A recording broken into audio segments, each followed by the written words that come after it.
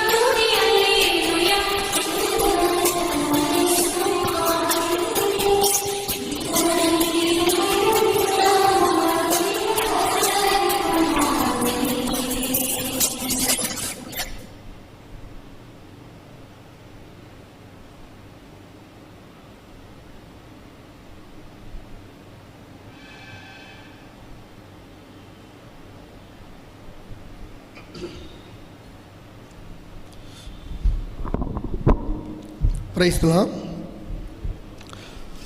இந்த பரிசுத்த நாள் காலை வேளை ஆராதனைக்காக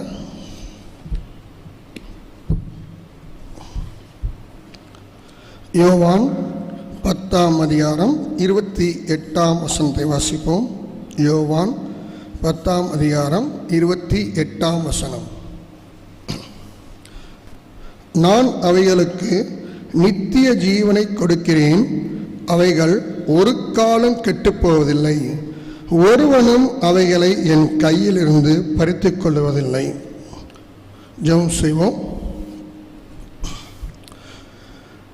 இரக்கமும் கிருபையும் சந்தோஷமும் சமாதானம் நிறைந்த எங்கள் அன்புள்ள ஆண்டவரே, மீண்டுமாக தேவன் தாமே ஒரு பரிசுத்த நாளை காண செய்த கிருபைக்காக நன்றி. தேவன் தாமே இந்த உயிர் தெழுந்த நாளிலும் கூட பரிசுத்தவான்களாக ஒன்று கூடி வரச் செய்த கிருபைக்காக நன்றி ராஜா. இப்பொழுதும் தேவன் தாமே வரக்கூடிய ஆத்மாக்களை கர்த்தாவே உம்முடைய ஆலயத்துக்கு விரைந்து கொண்டு வரும் அப்பா. நாம் ராஜா பேசுகிற அடியானையும் கூட கர்த்தாவே சிலுவையின் பின்னாக மறைத்து தேவன் தாமே உம்முடைய நாமம் மாத்திரம் நீர் மாத்திரம் மகிமைப்பட வேண்டும் என்று சொல்லி இந்த சிறிய ஜெபத்தை இரட்சகர் மீட்பரும் ஆகிய ஆண்டவராகிய இயேசு கிறிஸ்துவின் மூலமாக எடுக்கிறேன் பிதாவே, ஆமென். அந்த வசனத்தில் முதலாவது நாம் பார்க்கும்போது தேவன் நான் அவைகளுக்கு நித்திய ஜீவனை கொடுக்கிறேன் என்று சொல்கிறதை நாம் வாசிக்கிறோம். அவைகள் என்று பார்க்கும்போது இந்த அதிகாரம் முழுவதும் தேவன் ஆடுகளை குறித்து, அவருடைய மேய்ச்சலின் ஆடுகளாகிய நம்மை குறித்து சொல்கிறதை நாம் தெளிவாக பார்க்க முடிகிறது.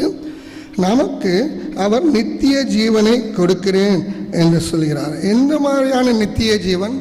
ஒரு காலம் கெட்டு போகாத நித்திய ஜீவன். அந்த ஒரு காலம் கெட்டு போகாத நித்திய ஜீவனை நாம் எவ்வாறு பெற்றுக்கொண்டோம் என்பதை சிறிது தியானித்து நாம் ஆராதனைக்கு கடந்து செல்வோம். நாம் செய்யக்கூடிய கிரியினாலோ நம்மளுடைய தகுதியினாலோ நமக்கு அந்த கிருபை நித்திய ஜீவன் கிடைக்கவில்லை. இது தேவனுடைய முழு ஈவு. தேவனுடைய சுத்த கிருபையினாலே நாம் அந்த நித்திய ஜீவனை பெற்றுக்கொண்டிருக்கிறோம். அந்த வசனத்திலே பின்பகுதியிலே வாசிக்கும்போது தேவன் அழகாக சொல்கிறார், ஒருவனும் அவை என் கையிலிருந்து பறித்துக் கொள்வதில்லை. அப்படின்னா நம்ம என்னன்னா, நாம் ஆதியிலே பாவிகளாய் இருந்து தேவனை ஏற்றுக்கொண்டு அவருடைய இரத்தத்தினாலே கழுவப்பட்டு அவர் மூலமாக நம்ம பெற்றுக்கொண்ட நித்திய ஜீவன் ஒரு காலம் கெட்டு போவதில்லை என்று சொல்றார். ஒரு காலம் கெட்டு போவதில்லை. நம்ம மறுபடியும் பார்க்கும்போது ஒரு விசுவாசி ஆண்டவரை ஏற்றுக்கொண்டு ஆண்டவருடைய இரத்தத்தின் மூலம் கழுவப்பட்டு பரிசுத்தவானாக நீதிமான்களாக ஆக்கப்பட்ட பிறகும் ஒரு தவறோ பிசாசின் ஏவுதலினாலே ஒரு பாவத்தின் செய்யக்கூடிய சூழ்நிலை வந்தாலும் தேவன் என்ன சொல்கிறார் என்று பார்க்கும்போது நம்முடைய ரட்சிப்பு போகாது. அதாவது அந்த பாவத்திலே நிலைத்திருந்தால் மாத்திரமே, நாம் பாவத்தில் நிலைத்திராமல் நம்முடைய பாவத்தை மீண்டுமாக நாம் அறிக்கையிட்டு தேவனுடைய இரத்தத்தாலே நம்ம கழுவப்படும் போது மீண்டுமாக நாம் ரட்சிப்புக்குள் வருகிறோம். அப்படி நம்ம பார்க்கும்போது நமக்கு ரட்சிப்பு, நாம் ஆண்டவரை ஏற்றுக்கொண்ட அடுத்த நிமிடமே நாம் நீதிமான்களாக்கப்பட்டிருக்கிறோம். நமக்கு கெட்டு போகாத நித்திய ஜீவன், நமக்கு ரட்சிப்பின் நிச்சயத்தை தேவன் அழகாக கொடுத்திருக்கிறார் என்று வாசிக்கிறோம். 29வது வசனம், யோவான் 10:29 வசனத்தை பாருங்க. அவைகளை எனக்கு தந்த என் பிதா எல்லாரிலும் பெரியவராயிருக்கிறார், அவைகளை என் பிதாவின் கையிலிருந்து பறித்து கொள்ள ஒருவனாலும் கூடாது என்று சொல்கிறான். நாம் யாரோட கையில் இருந்திருக்கோம்? பிதாவாகிய தேவனுடைய கையில் இருந்திருக்கோம். அதோட இயேசு கிறிஸ்து நம்ம யாரிடமிருந்து பெற்றுக்கொண்டிருக்கிறாரு? பிதாவோட கையிலிருந்து பெற்றுக்கொண்டிருக்கிறார். எவ்வளோ பெரிய ஸ்லாக்கியமான தருணம் நமக்கு! உலகத்திலே உலகத் தோற்றத்துக்கு முன்னே நம்மை முன்குறித்து குமாரனுடைய இரத்தத்தினாலே கழுவி நம்மை பிரித்தெடுத்து நம்மை நீதிமான்களாக ஆக்கி கெட்டு போகாத நித்திய ஜீவனை நமக்கு கொடுத்த தேவனை நாம் என்ன செய்யணும்? அனுதினமும் ஆராதிக்க கடமைப்பட்டவர்களாக இருக்கணும். இதைத்தான் யோவான் 1ஆம் அதிகாரம் 12ஆம் வசனத்தில் ஒன்று தெளிவாக சொல்கிறாங்க. அவருடைய நாமத்தின் மேல் விசுவாசம் உள்ளவர்களாய் அவரை ஏற்றுக்கொண்டவர்கள் எத்தனை பேர்களோ அத்தனை பேர்களும் தேவனுடைய பிள்ளைகளாகும்படி அவர்களுக்கு அதிகாரம் கொடுத்தார். சகலத்தையும் தன் வார்த்தையை மூலம் சிருஷ்டி கர்த்தர் நாம் அவரை விசுவாசித்து ஏற்றுக்கொண்ட அடுத்த மறு நிமிடமே நம்மளை அவருடைய சொந்த குமாரனாகவும் அவருடைய சொந்த குமாரிகளாகவும் ஆகும்படி அதிகாரம் கொடுத்திருக்கிறார் என்று நம்ம இந்த வசனத்தை வாசிக்கிறோம். அது மாத்திரமல்ல, நாம் அவரை ஏற்றுக்கொண்ட அடுத்த கணமே நமக்குள் வாசமாய் இருக்கிறார் என்று வேதாகமத்தில் நம்ம வாசிக்கிறோம். இந்த பூமியிலே அவர் அனுதினமும் நம்மளோடு கூட இருந்து நம்மளை வழிநடத்துவராக இருக்கிறார். அவர் சொல்றார், நான் உன்னை விட்டு விலகுவதும் இல்லை, உன்னை கைவிடுவதும் இல்லை என்று சொல்றார். இந்த பூலோகத்தில் நாம் வாழும்போது நம்மளோடு கூட இருந்து நம்முடைய தேவையில் அனைத்தையும் சந்தித்த தேவன் மறுமையிலும் அவரோடு கூட நாம் இருக்கக்கூடிய கெட்டு போகாத நித்திய ஜீவனை நமக்கு கொடுத்திருக்கிறார். நித்திய காலம் அவரோடு கூட நாம் இருக்கக்கூடிய மிகப்பெரிய ஸ்லாக்கியத்தை நமக்கு கொடுத்திருக்கிறார். இப்படிப்பட்ட தேவனை நாம் அனுதினமும் தொழுது கொண்டு ஆராதிக்க கடமையுள்ளவர்களாக இருக்கிறோம். இரண்டாவதாக நம்ம பார்க்கும்போது உபாகமம் பழைய ஏற்பாட்டிலே 4ஆம் அதிகாரம் 7ஆம் வசனத்தை வாசிக்கிறோம். உபாகமம் 4ஆம் அதிகாரம் 7ஆம் வசனம்.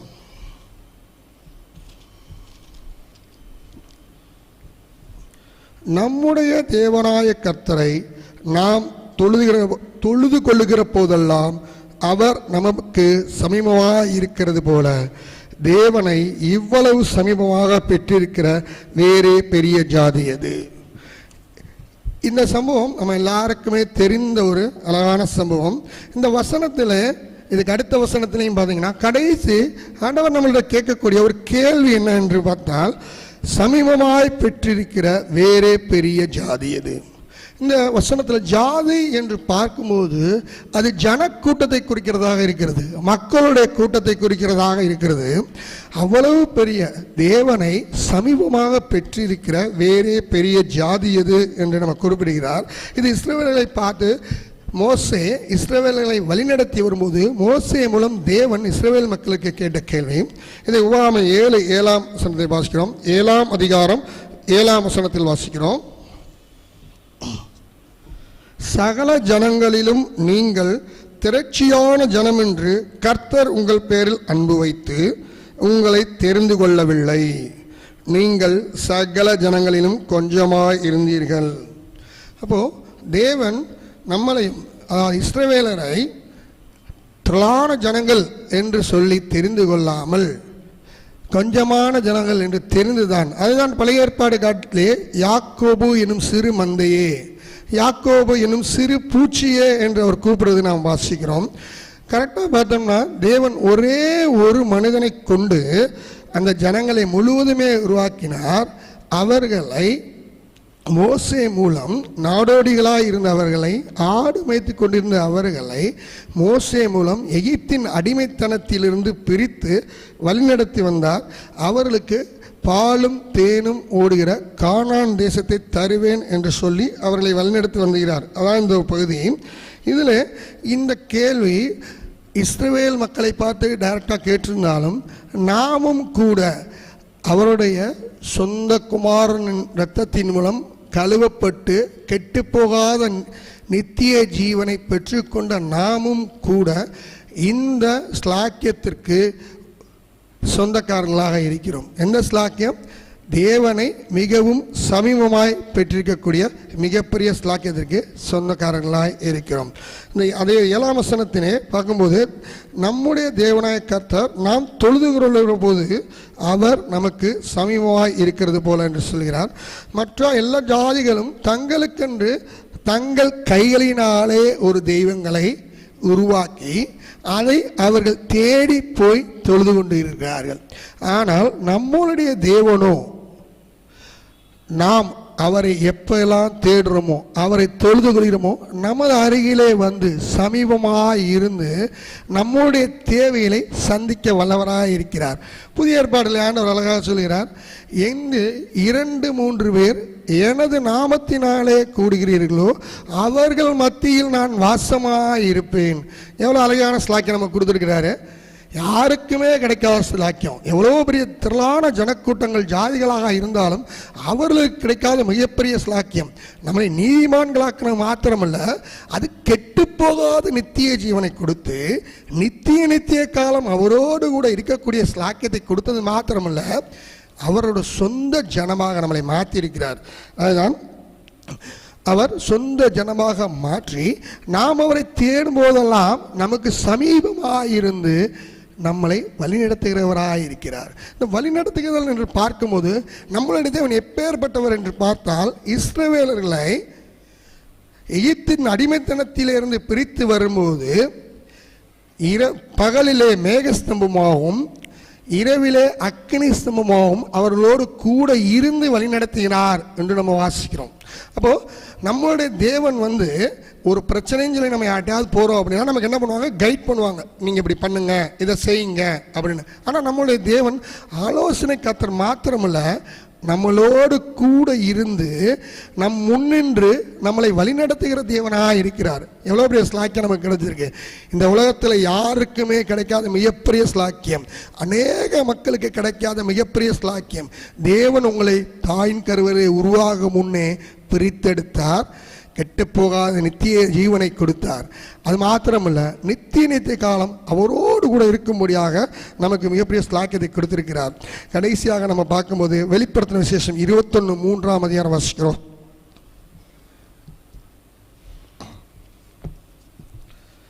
மேலும் பரலோகத்திலிருந்து உண்டான ஒரு பெரும் சத்தத்தை கேட்டேன். அது இதோ மனுஷர்களிடத்திலே தேவனுடைய வாசஸ்தலம் இருக்கிறது, அவர்களிடத்திலே அவர் வாசமாயிருப்பார், அவர்களும் அவருடைய ஜனங்களாயிருப்பார்கள், தேவன் தாமே அவருடைய கூட இருந்து அவருடைய தேவனாயிருப்பார். ஆக இந்த பூலோகில் நாம் வாழும்போது தேவன் நம்மளோடு இருக்கும்படியாக மனுஷ சாயலாய் வந்தார், இம்மானுவேலராய் நம்மளோடு கூட இருந்தார். இப்பொழுது பரிசுத்த ஆவியானவராய் நம்மளோடு கூட வாசம் பண்ணுகிறார். இப்படிப்பட்ட தேவன் இதோடு மாத்திரம் நின்று விடாமல் மறுமையிலும் அவரோடு கூட நித்திய காலம் நாம் இருக்கும்படியாக கெட்டு போகாத நித்திய ஜீவனை கொடுத்திருக்கிறார். இப்படிப்பட்ட தேவனை நாம் அனுதினமும் ஆராதித்து தொழுதுகொள்ள கடமையில் உள்ளாயிருக்கிறோம். கர்த்தர் இந்த வசனங்களை ஆசீர்வதிப்பாராக. ஆமென்.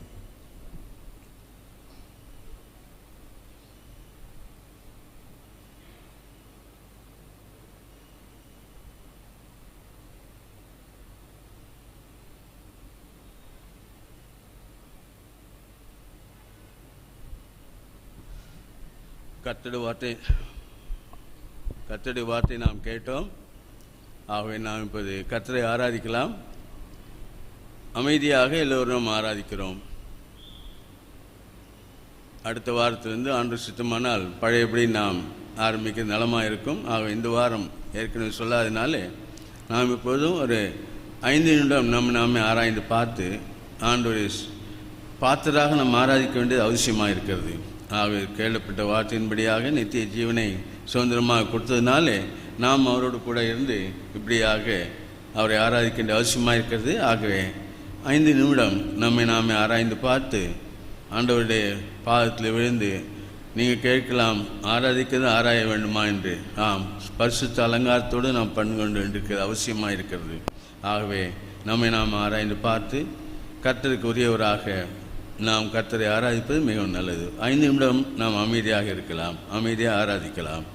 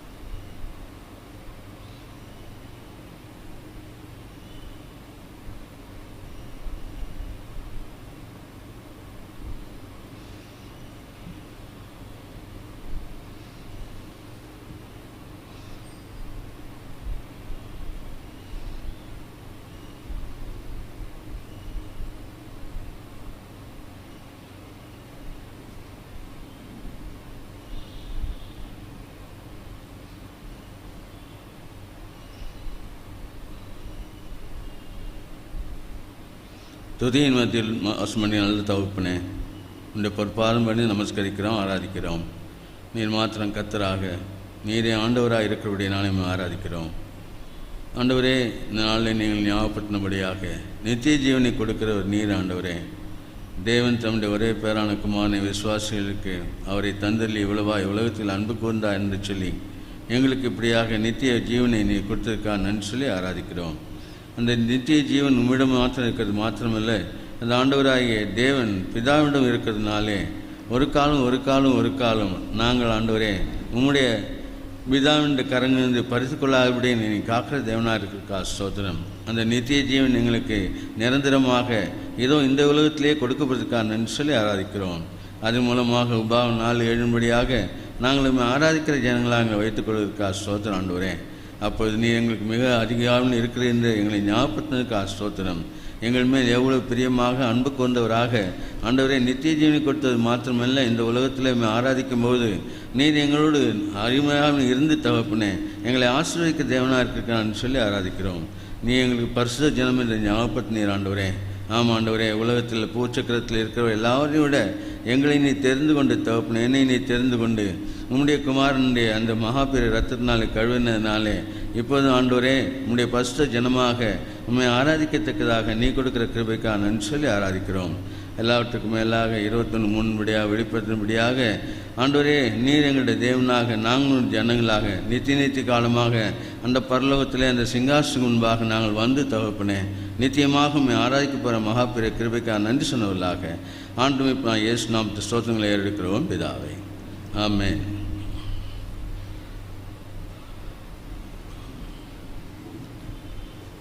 நம்முடைய வார்த்தைக்காக யோவான் சுவிசேஷம் 14:16 திருப்பமாக கேட்டுக்கொள்கிறேன். யோவான் சுவிசேஷம் 14:16. யோவான் 14:16. நான் பிதாவை வேண்டிக் கொள்வேன், அப்பொழுது என்றென்றைக்கும் உங்களுடனே கூட இருக்கும்படிக்கு சத்திய ஆவியாகிய வேறொரு தேற்றவாளனை அவர் உங்களுக்கு தந்தருள்வார். ஜெபம் செய்வோம். தகப்பனே, என்று பாதம் நிற்கிறோம். உங்களுடைய கிருபைக்காக நன்றி சொல்கிற ஆண்டவரே, இன்னொரு உயிர்த்தினால் எங்களை கட்டளையிட்டு உங்களுடைய ரசிக்கப்பட்ட பிள்ளைகளாக நான் கூடி பெத்தேலின் கூரையின் கீழாக உண்மை ஆராதிக்க எங்களுக்கு கொடுத்த கிருபைக்காக ஸ்தோத்திரம். எங்கள் ஆராதனை ஏறெடுத்திருக்கு ஆராதிக்கிறோம் தகப்பனே. இப்போ வந்து சிறிது நேரம் நீர் உடைய வார்த்தை எங்களுக்கு கொடுத்தபடினாலே என்ன நாங்கள் கற்றுக்கொள்ள வேண்டுமோ, என்ன நாங்கள் சிந்திக்க வேண்டுமோ நீர் எங்களுக்கு கற்றுத்தந்து ஆசீர்வதிக்க வேண்டுமாய் உம்முடைய கரங்களில் எப்பொழுதெல்லாம் நிற்கிறோம். காண்கிற காணாத எல்லா அந்தகார சக்தியிலும் ஆண்டவர் இயேசுவை கடிந்து கட்டினவர்களாக நீரை உயர்ந்திருக்க வேண்டும் என்று நன்றிக்கிறோம். வந்த ஊருக்கான நன்றி சொல்கிறோம். யாராவது வர வேண்டும் அவர்களையும் கொண்டு வரோம். ஆண்கள் எல்லோரும் சேர்ந்து தகப்பனே நம்ம ஆராய்ச்சி மாத்திரமல்ல சேர்ந்து மேஜையிலே பாத்திராய் பங்கு கொண்டு உடைய வருகைக்காக எங்களை ஆயத்தப்படுத்த வேண்டுமாய் உண்ட கரங்கள் எப்பொழுதுவர்களாக காண்கிற காணாத எல்லா அந்தகார சக்தியிலும் ஆண்டவர் இயேசுவை கடிந்து கட்டினவர்களாக ஆண்டவர் இயேசு நாம் தெரிவிக்கிறோம் பிதாவே, ஆமென்.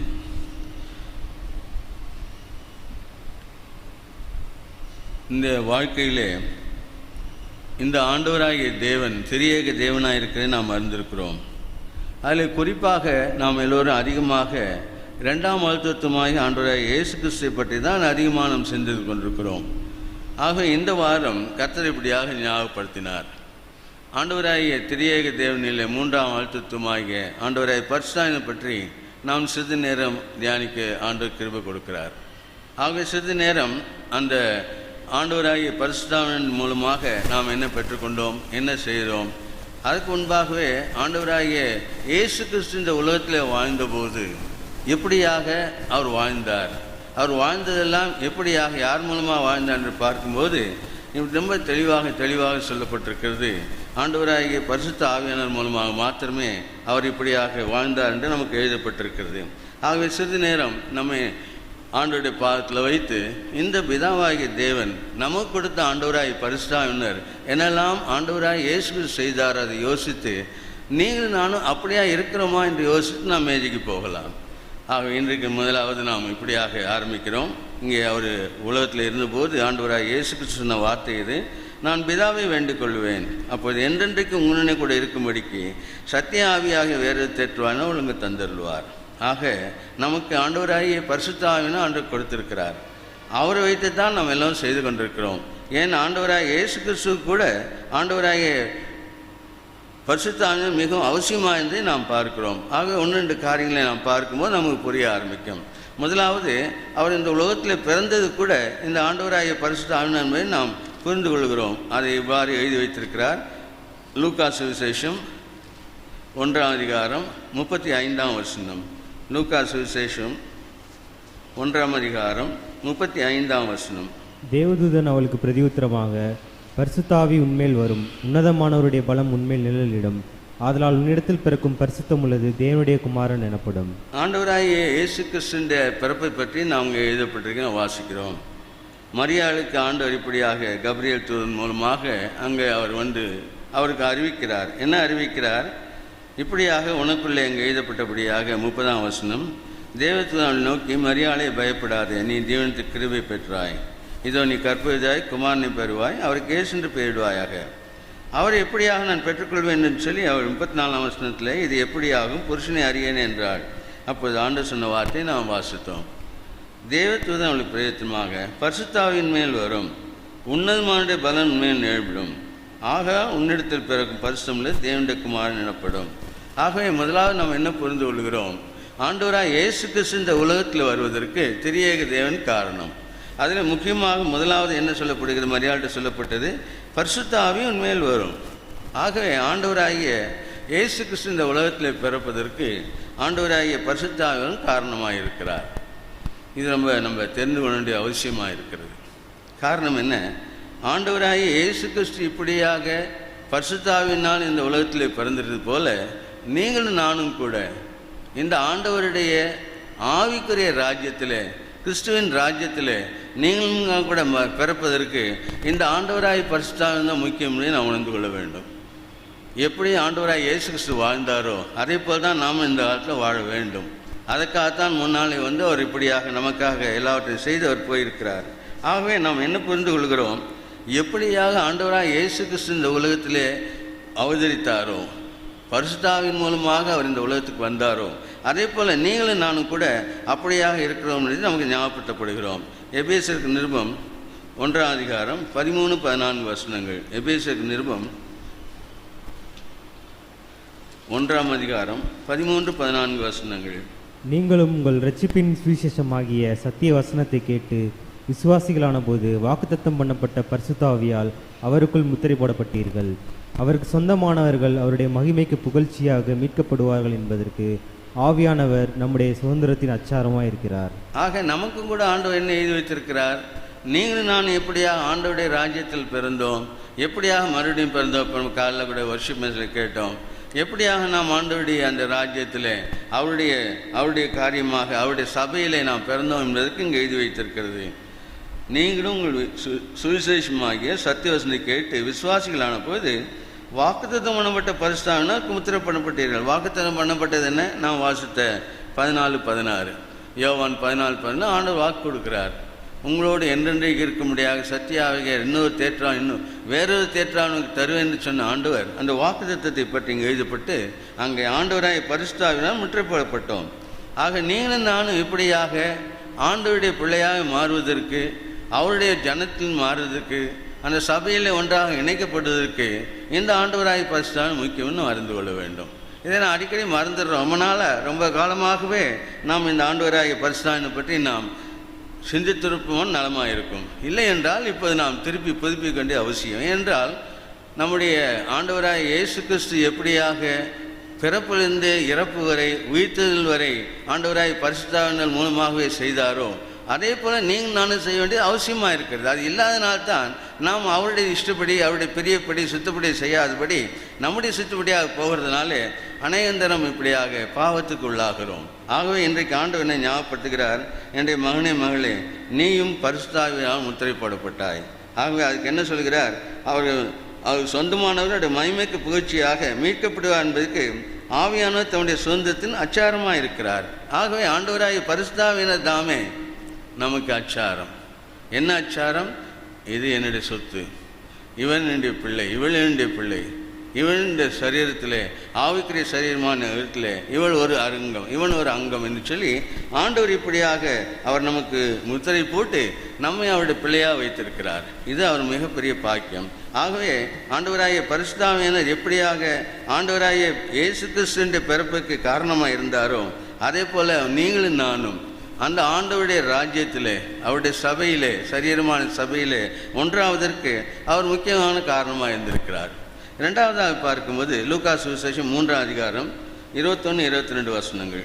லூக்கா சுவிசேஷம் 3ஆம் அதிகாரம் 21-22 வசனங்கள். ஜனங்கள் எல்லாரும் ஞானஸ்நானம் பெற்றபோது இயேசுவும் ஞானஸ்நானம் பெற்று ஜெபம் பண்ணுகையில் வானம் திறக்கப்பட்டது. பரிசுத்த ஆவியானவர் ரூபம் கொண்டு புறாவைப் போல அவர் மேல் இறங்கினார். வானத்திலிருந்து ஒரு சத்தமும் உண்டாகி, நீர் என்னுடைய நேசகுமாரன் மேல் பிரியமாயிருக்கிறேன் என்று உரைத்தது. மறுபடியுமாக ஒரு திருத்துவத்தினுடைய காட்சியை நம்ம இங்கே பார்க்கிறோம். எப்படியாக ஆண்டவராக இயேசு கிறிஸ்துவின் பிறப்புக்கு அந்த 3 பேரும் அந்த காரணமாக இருந்தார்களோ, அதே போல் இங்கே ஆண்டவராகிய இயேசு கிறிஸ்துவின் ஞானஸ்நானத்திலும் திரியேக தேவன் காரணமாக இருக்கிறதை பார்க்கிறோம். அங்கே என்ன பார்க்கிறோம்? 21ஆம் வசனத்தில் இயேசுவும் ஞானஸ்நானம் பெற்று ஜெபம் பண்ணுகையில் வானம் திறக்கப்பட்டது. 22 பரிசுத்த ஆவியானவர் ரூபம் கொண்டு புறாவைப் போல் அவர் இறங்கினார். வானத்திலிருந்து சத்தம் உண்டாகி, நீருடைய நேசகுமாரன் உன்னுடைய பிரியமாக இருக்கிறேன் என்று உரைத்தது. ஆகவே நாம் என்ன ஞாபகப்படுத்தப்படுகிறோம்? ஆண்டவராக இயேசு கிறிஸ்து ஞானப்பட்டம் பெற்றபோது திரியேக தேவன் அங்கே கிரியை செய்தார். அங்கே தான் 3ஐயும் பார்க்கும். அங்கே நிற்கிறது யார்? ஞானஸ்நானம் பெற்றுக்கொள்வது யார்? ஆண்டவராகிய இயேசு கிறிஸ்து. அங்கே புறாவைப் போல அங்கே வடிவம் கொண்டு ஆண்டவராகிய பரிசுத்த ஆவியானவர் அவர் மேல் இறங்குறதை பார்க்கிறோம். வானத்திலிருந்து பிதாவாகிய தேவன், இவனுடைய நேசகுமாரன், இவன் நான் பிரியமாக இருக்கிறேன்னு சொல்லி ஆண்டவராக இயேசு ஞானஸ்நானத்தில் அப்படியாக நாம் பார்க்கிறோம். இதே அளவில் தான் நீங்களும் நானும் இப்படியாக ஞானஸ்நானத்திலே அவர் போகிறதை பற்றி நாம் ஞாபகப்படுத்தப்படுகிறோம். நாம் ஞானஸ்நானம் பெறும்போது நன்றாக ஞாபகப்படுத்தி பாருங்கள். ரோமருக்கு நிருபம் 6ஆம் அதிகாரம், ரோமருக்கு நிருபம் 6ஆம் அதிகாரம்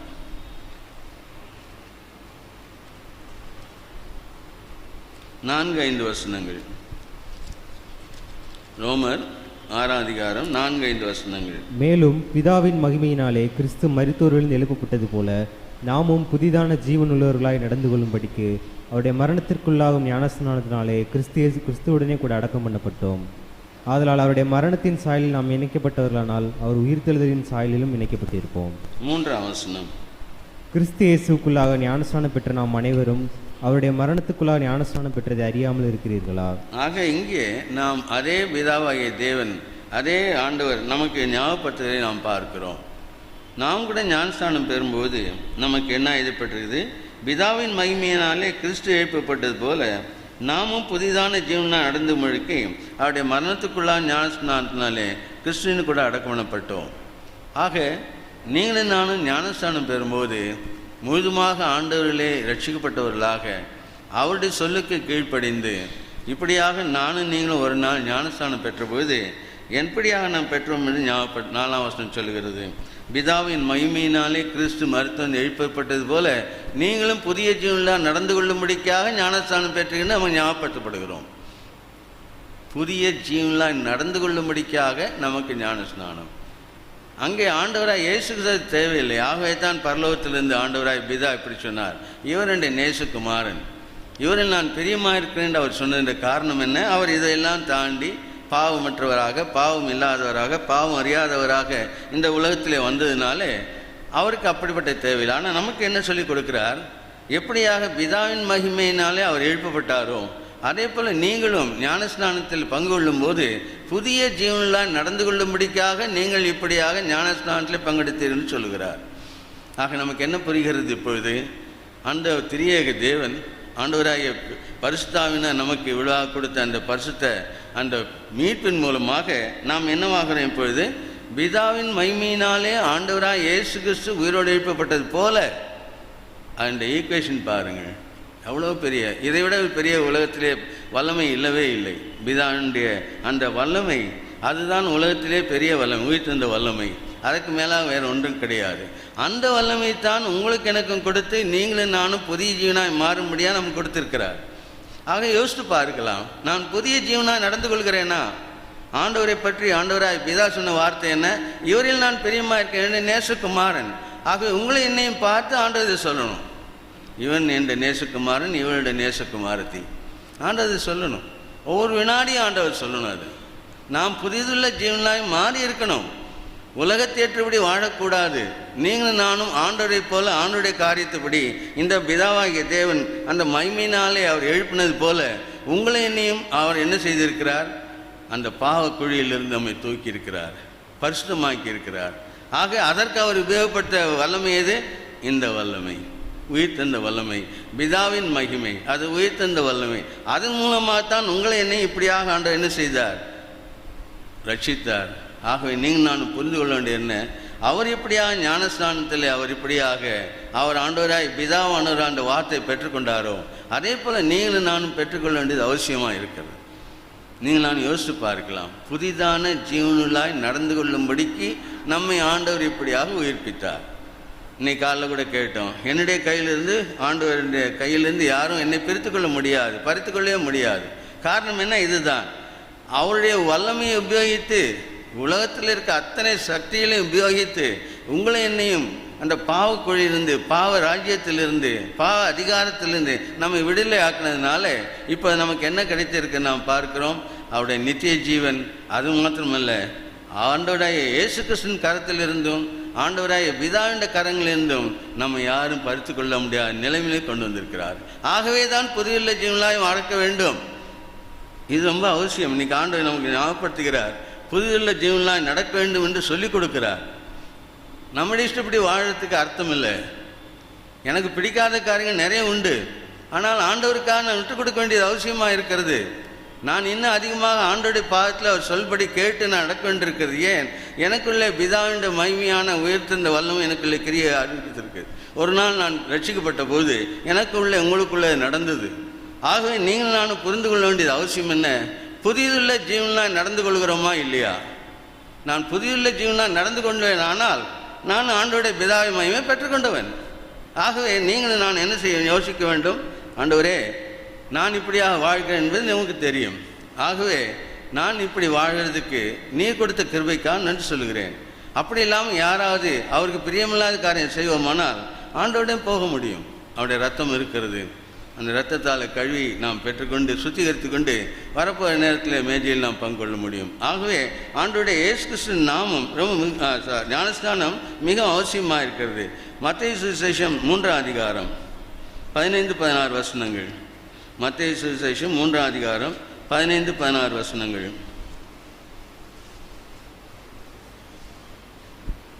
இயேசு அவனுக்கு பிரதியுத்தரமாக, இப்பொழுது இடம் கொடு, இப்படி எல்லா நீதியையும் நிறைவேற்றுவது நமக்கு ஏற்றதா இருக்கிறது என்றார். அப்பொழுது அவருக்கு இடம் கொடுத்தான். இயேசு ஞானஸ்நானம் பெற்று ஜலத்திலிருந்து கரையேறின உடனே இதோ வானம் அவருக்கு திறக்கப்பட்டது. தேவ ஆவி புறாவை போல இறங்கி தம்மேல் வருகிறதை கண்டார். ஆண்டவராக இயேசு கிறிஸ்துவினுடைய ஞானஸ்நான காட்சியை பற்றி வாசித்தோம். நமக்கெல்லாம் ரொம்ப நல்லா தெரிந்தது. அங்கே ஆண்டவர் என்ன வார்த்தை சொல்கிறார்? அங்கே நீங்கள் 15ஆம் வசனம், இப்போது இடம் கொடு, இப்படி எல்லா நீதியும் நிறைவேற்றுவது நமக்கு ஏற்றதா இருக்கிறது என்றார். எல்லா நீதியும் நிறைவேற்றுவது தான் நமக்கு ஏற்றதா இருக்கிறது. ஆண்டவராக இயேசு கிறிஸ்து அதை நிறைவேற்றும்படியாகத்தான் ஞானஸ்தானத்துக்குள்ளே போனார். ஆக நீங்களும் நானும் எல்லா நீதியும் நிறைவேற்றுவது ரொம்ப ரொம்ப அவசியம். நமக்கு ஆண்டவர் சொல்லி கொடுத்துருக்கார். என்ன நீதி என்பது என்ன? அது ஆண்டவராக இயேசு கிறிஸ்து. ஆண்டவராக இயேசு கிறிஸ்து எப்படி வாழ்ந்தவரோ அப்படித்தான் நீங்கள் நான் வாழணுன்ற அந்த நீதி நமக்கு சொல்லப்பட்டிருக்கிறது. ஆக அந்த நீதியிலே ஆண்டவராய் பரிசுத்தான் நமக்கு கொடுத்த அந்த வல்லமையினாலே அவர் நமக்கோடு கூட இருக்கிறபடினாலே நாம் செய்ய முடியும். ரோமர் 1ஆம் அதிகாரம் 4ஆம் வசனத்திலே வாசிக்க வேண்டாம், நமக்கு தெரியும். ஆண்டவராக இயேசு கிறிஸ்துவை பற்றி அவர் இப்படியாக வல்லமுள்ள தேவகுமாரன் நமக்கு சொல்லப்படுகிறது. ஏன் அவர் வல்லமுள்ள தேவகுமாரன்? 2 காரணம். ஒன்று உயிரோடு இருந்ததினாலே, உயிர்த்தெந்த வல்லமையினால். இன்னொன்று பரிசுத்தாவின் வல்லமையினாலே. அவர் இப்படியாக என்னவான் சொல்லப்படுகிறது? அவர் சொல்லப்பட்டது என்ன? அவர் இப்படியாக பலமுள்ள தேவகுமாரன், the son of God with power. ஆக அவர் எப்படியாக இருக்கிறார் என்று பார்க்கும்போது இந்த நீதியை நிறைவேற்றினாலே அவர் son of God with power. நீதியை நிறைவேற்றுகிறார், பரிசுத்தத்தை நிலைநிறுத்துகிறார். ஆகவே இங்கே வாசிக்கும்போது இங்கே நாம் ஆண்டவராகிய இயேசு கிறிஸ்து சொல்லிக் கொடுத்த வார்த்தை என்ன? அவர் நீதியை நிறைவேற்றுகிறார் இருக்கிறார். ஆகவே நீங்களும் நானும் அதை செய்ய வேண்டியது அவசியமாக இருக்கிறது. நீங்களும் நானும் அதை செய்ய வேண்டும். அப்போ தான் 16ஆம் வசனத்தில் வாசித்தோம், இதோ வானம் திறக்கப்பட்டது, தேவ ஆவி புறாவை போல் இறங்கி தம்மேல் வருவதை கண்டார். ஆகவே நமக்குள்ளே ஆண்டவராகிய பரிசுத்தாவி இருக்கிறார். நமக்கு தெரியும், 1 கொரிந்தியர் 6:19 படியாக நம்முடைய ஆலயமாய் கொண்டிருக்கிறார், நமக்கு தெரியும். ஆக நீங்கள் நான் எவ்வளோ ஜாக்கிரதையாக வாழ வேண்டும் என்று நாம் ஞாபகப்படுத்தப்படுகிறோம். எதற்காக இப்படியெல்லாம் பேசுகிறார்? அவர் சீக்கிரம் வரப்போகிறார். 2ஆம் வருகையில் சீக்கிரமாக வரப்போகிறார். அவரோடு நம்ம எடுத்துக்கொள்ள வேண்டியது அவசியம். பெத்தேலில் இருக்க ஒவ்வொரு விசுவாசியும் எடுக்கப்பட வேண்டிய அவசியம். யாரும் விடப்படக்கூடாது. எல்லாரும் ஆண்டோட போகணும். அப்போ என்ன வாழணும்? புதியதில் ஜீவனாய் வாழணும்.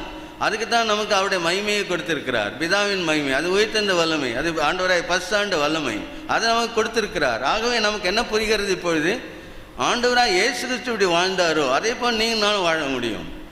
ஆகவே தான் நமக்கு மாதிரியாக செய்து போயிருக்கிறார். அதே சமயத்தில் அவரை பற்றி எங்கே 3ஆம் அதிகாரத்தில், மத்தேயு 3ஆம் அதிகாரத்தில் சொல்லப்படுகிறது. 11ஆம் வசனம், மத்தேயு 3:11. மனம் திரும்புதலுக்கென்று நான் ஜலத்தினால் உங்களுக்கு ஞானஸ்நானம் கொடுக்கிறேன். எனக்கு பின் வருகிறவரோ என்னிலும் வல்லவராயிருக்கிறார். அவருடைய பாதரட்சிகளை சுமக்கிறதுக்கு நான் பாத்திரன் அல்ல. அவர் பரிசுத்த ஆவியினாலும் அக்கினியினாலும் உங்களுக்கு ஞானஸ்நானம் கொடுப்பார். ஆண்டவராய் இயேசு கிறிஸ்துவை பற்றி யோவான் சொன்ன வார்த்தைகள் இவைகள். என்ன சொல்கிறார் பாருங்கள். அவர் இப்படியாக, அவர் யாருன்னு சொல்லுவேன், அவருடைய பாதரட்சியை சுமக்கிறதுக்கு நான் பாத்திரன் அல்ல. அவர் பரிசுத்த ஆவியினாலும் அக்னியினாலும் உங்களுக்கு ஞானஸ்நானம் கொடுப்பார். ஆக 2 ஞானஸ்நானத்தை அவர் கொடுக்க வல்லவராக இருக்கிறார். ஒன்று பரிசுத்த ஆவியுடைய ஞானஸ்நானம், அது நமக்கு கொடுத்திருக்கிறார். அதைத்தான் 14:16 சொன்னார். உங்களொன்று கூட எப்போது இருக்கிற வல்லமையுள்ள ஆண்டவராய் பரிசுத்த இன்னொரு தேற்றுவான் கொடுக்குறேன்னு சொல்லி அவர் சொல்லி போனார். அதே மாதிரி கொடுத்திருக்கிறார். நம்ம அப்போஸ்தலர் 2ஆம் அதிகாரத்தில் நம்ம அதை வாசிக்கிறோம். அங்கே ஆண்டவராய் பரிசுத்தான்னு இப்படியா நம்மோடு கூட வாசம் பண்ணும்படியாக அந்த நாளிலே இப்படியா பெந்தகோஸ்து நாளில் நமக்கு வந்தது நமக்கு தெரியும். ஆகவே அவர் இப்படியாக பரிசுத்தாவினால் நமக்கு ஞானஸ்நானம் கொடுத்தார். ஆனால் அதே சமயத்தில் இன்னொன்று சொல்கிறார் பாருங்கள். அவர் அக்னியினாலும் உங்களுக்கு ஞானஸ்நானம் கொடுப்பார். அது என்ன அக்னியின் ஞானஸ்நானம்? 12ஆம் வசனம் சொல்லுகிறது, வாசிங்க. தூற்றுக்குடையார் கையில் இருக்கிறது. அவர் தமது களத்தை நன்றாய் விளக்கி தமது கோதுமையை களஞ்சியத்தில் சேர்ப்பார். பதரையோ அவியாத அக்னியினால் சுட்டரிப்பார் என்றான். இதுதான் அந்த அக்னியின் ஞானஸ்நானம். அங்கே சொல்லப்பட்டபடியாக அவர் சொல்லுகிறது, கோதுமையை களஞ்சியத்தில் சேர்ப்பார். அதுதான் நீங்களும் நானும். அங்கே இப்படியாக இப்படியாக பரிசுத்தாவின் மூலமாக நமக்கு வல்லமை கொடுத்து ஞானஸ்தானம் கொடுத்து நமக்குள்ளே இருக்க வைத்து நம்மை வழிநடத்தி நித்தியத்துக்கு கொண்டு போக முடியாது செய்து கொடுக்கிறார். ஆனால் அதே சமயத்தில் யாரெல்லாம் அவர் வேண்டாம் என்று சொல்கிறார்களோ, இல்லை ஆண்டவருக்கு நான் ரட்சிக்கப்பட்டேன் என்று சொல்லிக்கொண்டு அவருக்கு இஷ்டமில்லாத பிரியமில்லாத வாழ்கிறார்களோ, அவர்களுக்கு என்ன ஞானஸ்நானம் கொடுக்கிறார்? அக்னியினால ஞானஸ்நானம். அதுக்கு பேர் என்னென்று 12ஆம் வசனம் பார்த்தோம். பதரையோ அவியாத அக்னியிலே சுட்டரிப்பார் என்றார். அது நமக்கு வெளிப்படுத்தல் 21:8 வாசிப்போம், நமக்கு தெரியும். அக்னியும் கந்தகிரி கடல் 2ஆம் மரணமாகி சேதப்படுகிற அதை பற்றி அவர் சொல்கிறார். ஆகவே ஆண்டவராய் இயேசு கிறிஸ்துக்கு இவ்வளோ வல்லமை உண்டு. ஏன் இப்படி யோசிக்க வேண்டியிருக்கிறது? நாம் பயந்து கொண்டு அவருக்காக வாழ வேண்டியது அவசியமாக இருக்கிறபடினாலே பரிசுத்த ஆவியை பெற்றுக்கொண்டு அவருடைய பரிசுத்த ஆவியிலே நமக்கு வல்லமை கொண்டு ரோமர் 6:4 படியாக புதியதுள்ள ஜீவனாக நடந்து கொள்ளும்படிக்கு அவருடைய மரணத்துக்குள்ளாகி போய் அவருடைய அடக்கத்திலே அவருடைய உயிர்த்ததிலே பங்குள்ளவாய் இந்த உலகத்தை நாம் வாழ வேண்டும் என்று இன்றைக்கி ஞாபகப்படுத்துகிறார். இதுதான் மிக அவசியம். இது இல்லாமல் அப்படி வாழ்ந்த என்ன பிரயோஜனம்? நீங்கள் நான் மேலே எடுக்கப்பட முடியுமா?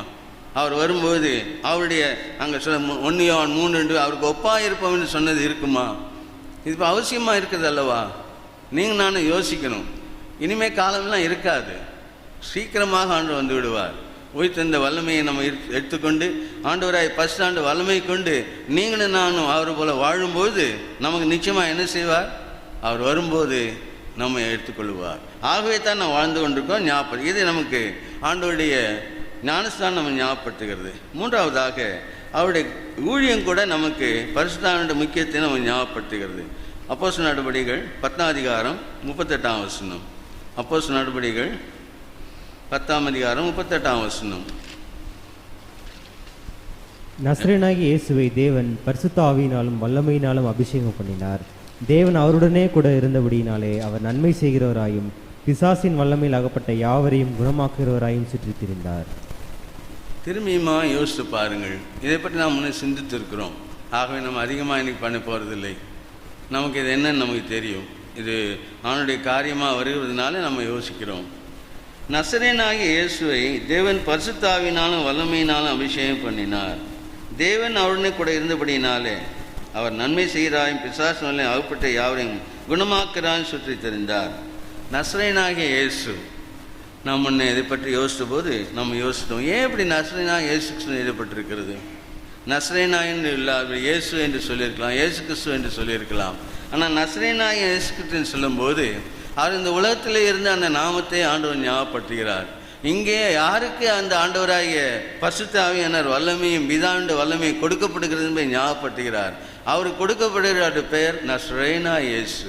நசரேயன் சொல்லும் உலகத்தில் பிறந்த இந்த உலகத்தில் இருக்கிற அந்த நசரேயனுக்கு அவர் கொடுக்கப்பட்ட அந்த வல்லமையை பற்றி நமக்கு ஞாபகப்படுத்துகிறார்.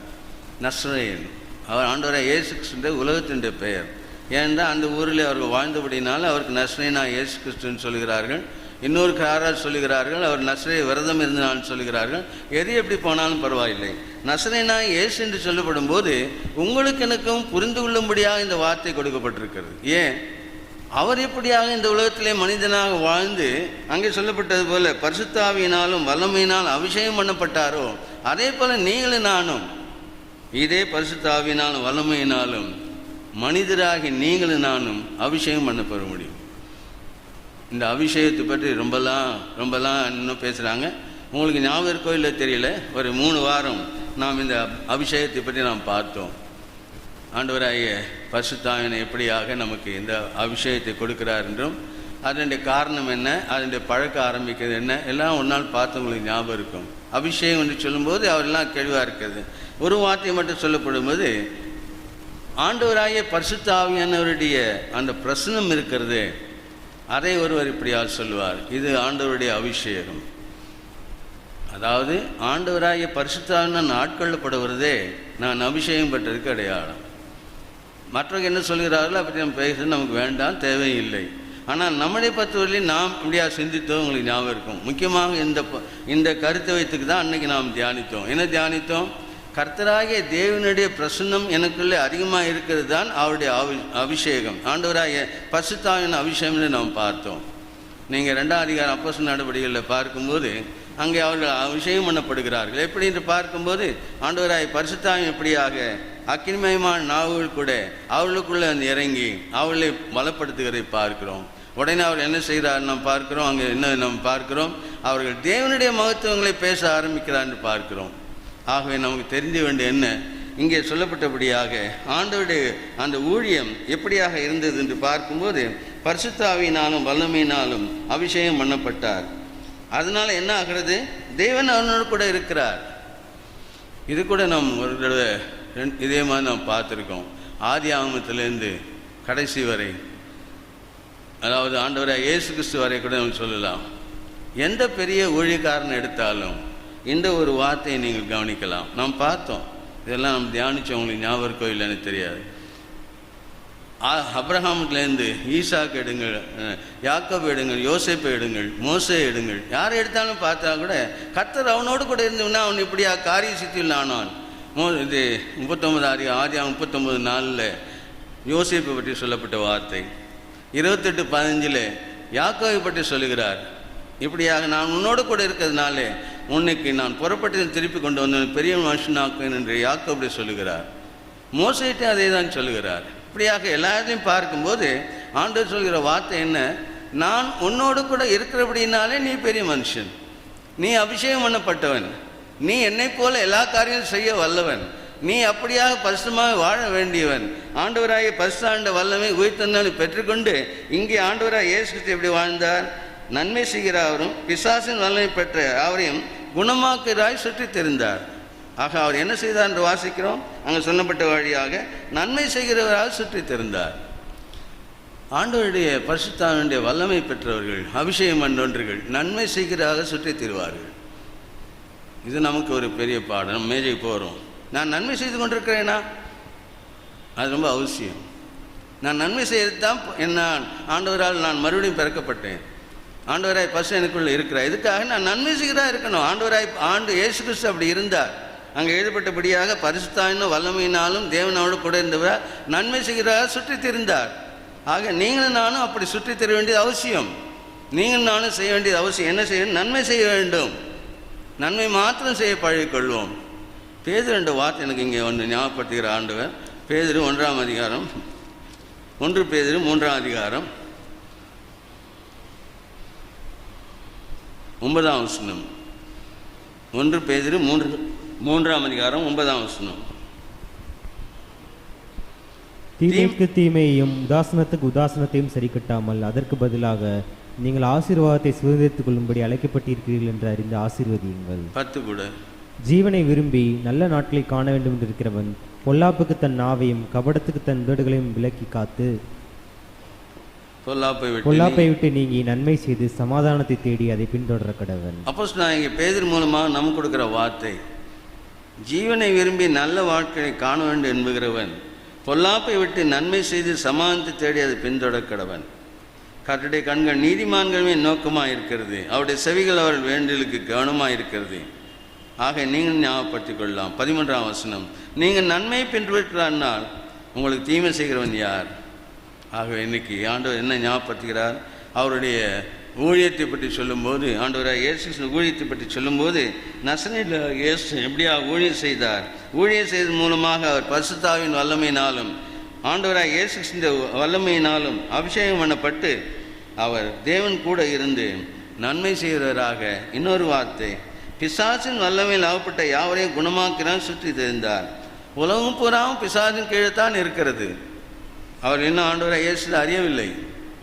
நீங்களும் நானும் அவர்களை இப்படியாக சொல்லப்பட்டபடியாக பிசாசும் வல்லமிட்டு ஆகப்பட்ட யாரும் குணமாக்க வேண்டும். அதனுடைய அர்த்தம் என்ன? அவளுக்கு ரட்சிப்பை கொடுக்கறதுக்கு நாம் காரணமாக இருக்க வேண்டும்.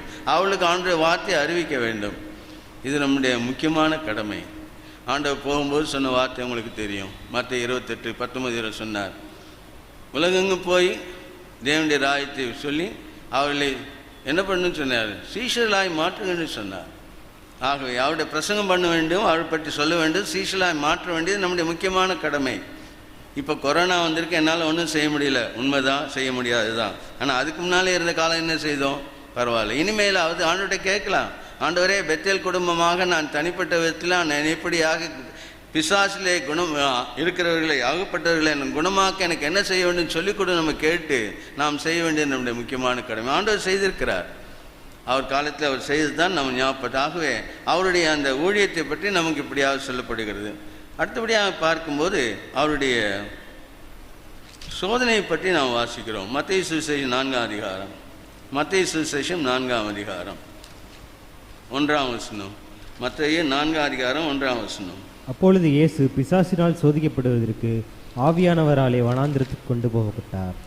ஆக இங்கே என்ன வாசிக்கிறோம்? சோதனைக்கு யார் இப்போ இருக்கிறாருங்க? ஆவியானவராலே வனாந்திரத்துக்கு சோதிக்கப்பட்டார், அங்கே கொண்டு போகப்பட்டார் என்று வாசிக்கிறோம். பிசாசினால் சோதிக்கப்படுவதற்கு ஆவியானவர்களே வனாந்திரத்துக்குள்ளே கொண்டு போகப்பட்டார். ஆக சோதனையின் போது நம்மோடு கூட இருக்கிறவர் யார் என்று பார்க்கும்போது முக்கியமாக ஆண்டவராய் பரிசுத்த ஆவியானவர். ஏன்? நமக்குள்ளே இருக்கிறார், ஆலயமாக இருக்கிறார், நமக்குள்ளே இருக்கிறார். நீங்கள் நானும் சோதிக்கப்படுறதுக்கு தாண்டி போக வேண்டியது அவசியம். இதே சமயம் இதே போல் ஆண்டவராக இயேசு கிறிஸ்து நமக்கு இருக்கிறான்னு நாம் பார்க்கிறோம். எங்கேயும் பார்க்கும்போது எபிரேயர் 2ஆம் அதிகாரம் கடைசி வசனம், அவர் தாமே சோதிக்கப்பட்டு பாடுபட்டதினாலே சோதிக்கப்படுவதற்கு உதவி செய்ய வல்லவராக இருக்கிறார். ஆமென். ஆக நீங்களும் நான் சோதனைப்படுறேன், எனக்கு சோதனை வருது, நான் பாவம் செய்கிறேன்னு சொன்னால் ஒத்துக்கொள்ள முடியாத ஒரு காரியம். நானும் சொல்ல முடியாது, நீங்களும் சொல்லக்கூடாது. காரணம் என்ன? அங்கே சொல்லப்பட்ட வார்த்தை என்ன? சோதனைக்கு 2 பேர் நமக்கு உதவி செய்ய வல்லமாக இருக்கும். ஒருத்தர் சோதனையில் நம்ம கொண்டு போய் விடுகிறார், பரிசுத்தாவியை விடுகிறார், அங்கே அவர் நம்மோடு கூட இருக்கிறார். எப்படி ஆண்டவராக இயேசு கிறிஸ்துவோடு இருந்தார், அப்படியா நமக்குள்ளே இருக்கிறார். அதே போல் ஆண்டவராக இப்போ இயேசு கிறிஸ்து செய்கிறார். அவர் தாமே சோதிக்கப்பட்டு பாடுபட்டதுனாலே உதவி செய்ய வல்லவராக, சோதனைக்குள்ளே போகிறவர்களுக்கு உதவி செய்ய வல்லவராக இருக்கிறார். ஆக நீங்கள் நானும் நிச்சயமாக சொல்லணும், நான் பாவம் செய்கிறேன்னா நான் தான் செய்கிறேன், வேணுன்ட்டே செய்கிறேன், எனக்கு இஷ்டப்பட்டு செய்கிறேன், கர்த்தருக்கு பிரியமில்லாமல் செய்கிறேன். என் சோதனை வரும்போது நான் சாத்தானு கூட சேர்ந்து வாழ்கிறேன். ஆகவே தான் நான் பாவம் செய்கிறேன். நல்லா ஞாபகப்படுத்தி மேஜைக்கு போகிறோம். நம்ம இதில் அப்படியாக ஏதோ ஒரு சின்ன அப்பவும் சரி, ஒரு ரசம் மட்டும் அங்கே இருக்கிறது இல்லை, நம்ம யூஸ்வலாக செய்ய முடியாவிட்டாலும் நம்ம என்ன ஞாபகப்படுத்திக்கிறோம்? கர்த்தருடைய வரணத்தை நாம் தெரிவிக்கிறோம், அவருடைய வருகையை நாம் தெரிவிக்கிறோம். ஆண்டவரே, நான் உன்னை போல் நான் வாழ்ந்து கொண்டிருக்கிறேன்னு நாம் சொல்லுறோம். இங்கே சொன்னபடியாக சோதனையிலிருந்து ஜெயித்தவர்களாக வாழ்கிறோம் என்று சொல்லித்தான் நம்ம பங்கு கொள்கிறோம். ஆகவே நாம் ஞாபகப்படுத்தோம், ஆண்டவர் நான் சோதனையிலிருந்து ஜெயிக்கிறேனா, நான் சோதனையிலிருந்து விடுதலையாக வேண்டியது அவசியமாக இருக்கிறது. சோதனையில் பொத்துன்னு விழுகிறவங்கெல்லாம் ரொம்ப ஜாக்கிரதையாக கவனிக்கணும். ஏன் அப்படி, என்ன காரணம், என்னத்தினால் நான் இப்படியாக சோதனையில் விழுகிறேன்? இந்த ஆண்டவருடைய வல்லமை நான் உபயோகிக்க மறந்து விடுகிறேன். எனக்கு அது பிரியமாக இருக்கிறது. சாத்தானுக்கு என்று செய்கிற காரியம் எனக்கு பிரியமாக இருக்கிறது, ஆகவே நான் செய்கிறேன். ஆனால் இந்த ஆண்டவராகிய பரிசுத்த வல்லமை, உயிர்த்தந்த வல்லமை நான் உபயோகித்து நான் வாழும்போது நிச்சயமாக சோதனையில் இந்த ஒவ்வொரு தடவையும் நீங்கள் நானும் வெற்றி கொள்வோம். அங்கே 17ஆம் அதிகாரம் யாத்திராமத்தில் ஒரு காட்சியை நாம் பார்க்க வேண்டாம். அங்கே சண்டை நடக்கிறது. மோசேயும் மற்ற சண்டை போட்டு கொண்டிருக்கிறார்கள். அமலேக்கியரை எதிர்த்து நிற்கிறார்கள். அப்போது அங்கே 2 பேர் வந்து மோசேக்கு உதவியாக அவர்கள் கைப்பிடிக்கிறார்கள். கடைசியில் ஒரு வார்த்தை சொல்லுகிறது, அங்கே யெகோவா நிசி என்று ஆண்டவருக்கு பெயர். காரணம் என்ன, அவர் வெற்றி கொடுக்கிறவர். யெகோவா நிசி அங்கே கொடியாகிய ஆவிக்குரிய கொடியாக அங்கே பறக்கிறதை பற்றி சொல்லி ஆண்டவருக்கு ஒரு பெயர் என்ன, யெகோவா நிசி. அவர் எப்போதும் வெற்றி கொடுக்கிறவர். அமலேக்கரியை வென்று கொண்டார். அந்த நாளில் மோசே வென்று கொண்டார். நீங்களும் நானும் சாத்தானாகிய அமலேக்கனை வெற்றி கொள்ள வேண்டும் என்றால் இந்த ஆண்டவர் நமக்கு அவசியம். சோதனை காலத்தில் உடனே அவர்கிட்ட போயிடணும். ஐயோ எனக்கு சோதனை வருது வரத்தான் செய்யும். அவன் விடமாட்டான். அவனுக்கு வேறு உலகத்தில் யாருக்கு அவனுக்கு வேலை, அவங்க ஏற்கனவே அவன்கிட்ட செத்து கிடக்கிறாங்க. நீங்களும் நான் தான் இப்போ உயிர் பெற்று இருக்கிறோம், மீட்கப்பட்டு ஆண்டோட பிள்ளையாக இருக்கிறோம். ஆக உங்களை என்னையும் அவருடைய ராஜ்யத்திலே சேர்ந்து அந்த பெரிய அவன் இருக்க வேண்டிய இடத்துல நாம் இருக்க போகிறது அவனுக்கு பிடிக்கிறதில்லை. ஆகவே அவன் என்ன செய்கிறான், இப்போது அவன் இப்படியாக நம்மை சோதனைக்குள்ளே கொண்டு போய் அவள் விழ பார்க்கிறான். ஆக யோசித்து பார்க்கலாம், நீங்கள் நான் எப்படியாக அதை வெற்றி கொண்டோம். ஆண்டோடைய அந்த இதெல்லாம் பற்றி நிறையா பார்த்துருக்குறோம். முக்கியமான கருத்து என்னென்னு மட்டும் நான் சொல்ல விரும்புகிறேன். ஏன் அப்படி அவன் ஆண்டவரை கொண்டு போய் இப்படியாக அந்த சோதனையில் கொண்டு போனான்? ஒரு முக்கியமான காரியம், நீ இப்போது இங்கே புகத்தில் வந்திருந்தாலும் நீங்கள் யார்? இப்போது நீங்கள் தேவகுமாரன், மனுஷகுமாரன். ஆகவே நீங்கள் என்ன செய்ய முடியும்? இப்பொழுது நீங்கள் இப்படிப்பட்ட இங்கே அவன் என்ன சொல்கிறான், கல்லை கட்டி அப்போ மாற்றுன்னு சொல்கிறான். இது நீங்கள் தேவகுமாரனாக செய்ய முடியுமே என்று அவன் சொல்ல விரும்புகிறான். என்ன சொல்ல விரும்புகிறான்?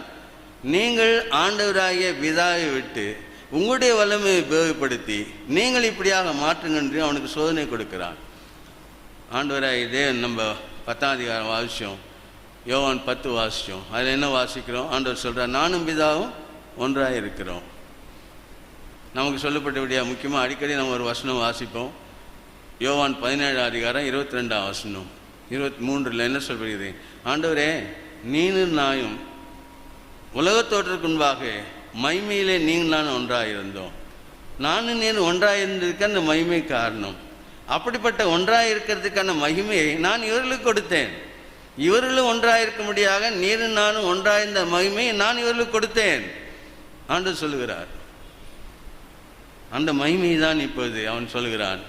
அந்த ஒன்றான தன்மையை, நீனும் ஆண்டவராகிய பிதாவும் ஒன்றாக இருந்தது போல இப்போ நீ ஒன்றாக இருக்க வேண்டாம், நீ தனியாக செய்ய முடியுமே என்று சொல்லி சோதனை கொடுக்கிறான்.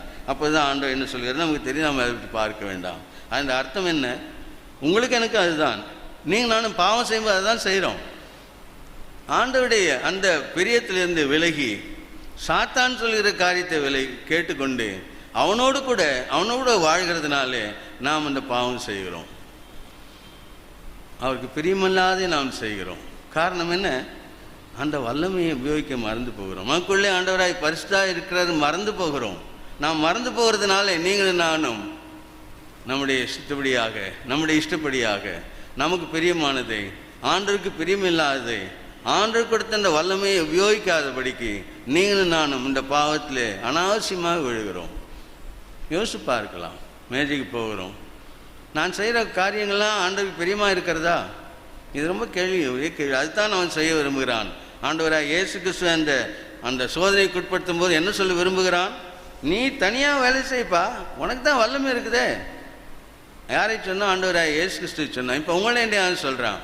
நீ தான் ஆண்டவர் பிள்ளையாச்சே, உனக்கு தான் எல்லாம் வல்லமையும் கொடுத்துருக்காரு, நீ என்ன வேணா செய். ஆண்டவனை கோச்சிக்கணும், நான் மன்னிச்சிடுவார். ரத்தத்தை இருக்குது, கழுவிடும்.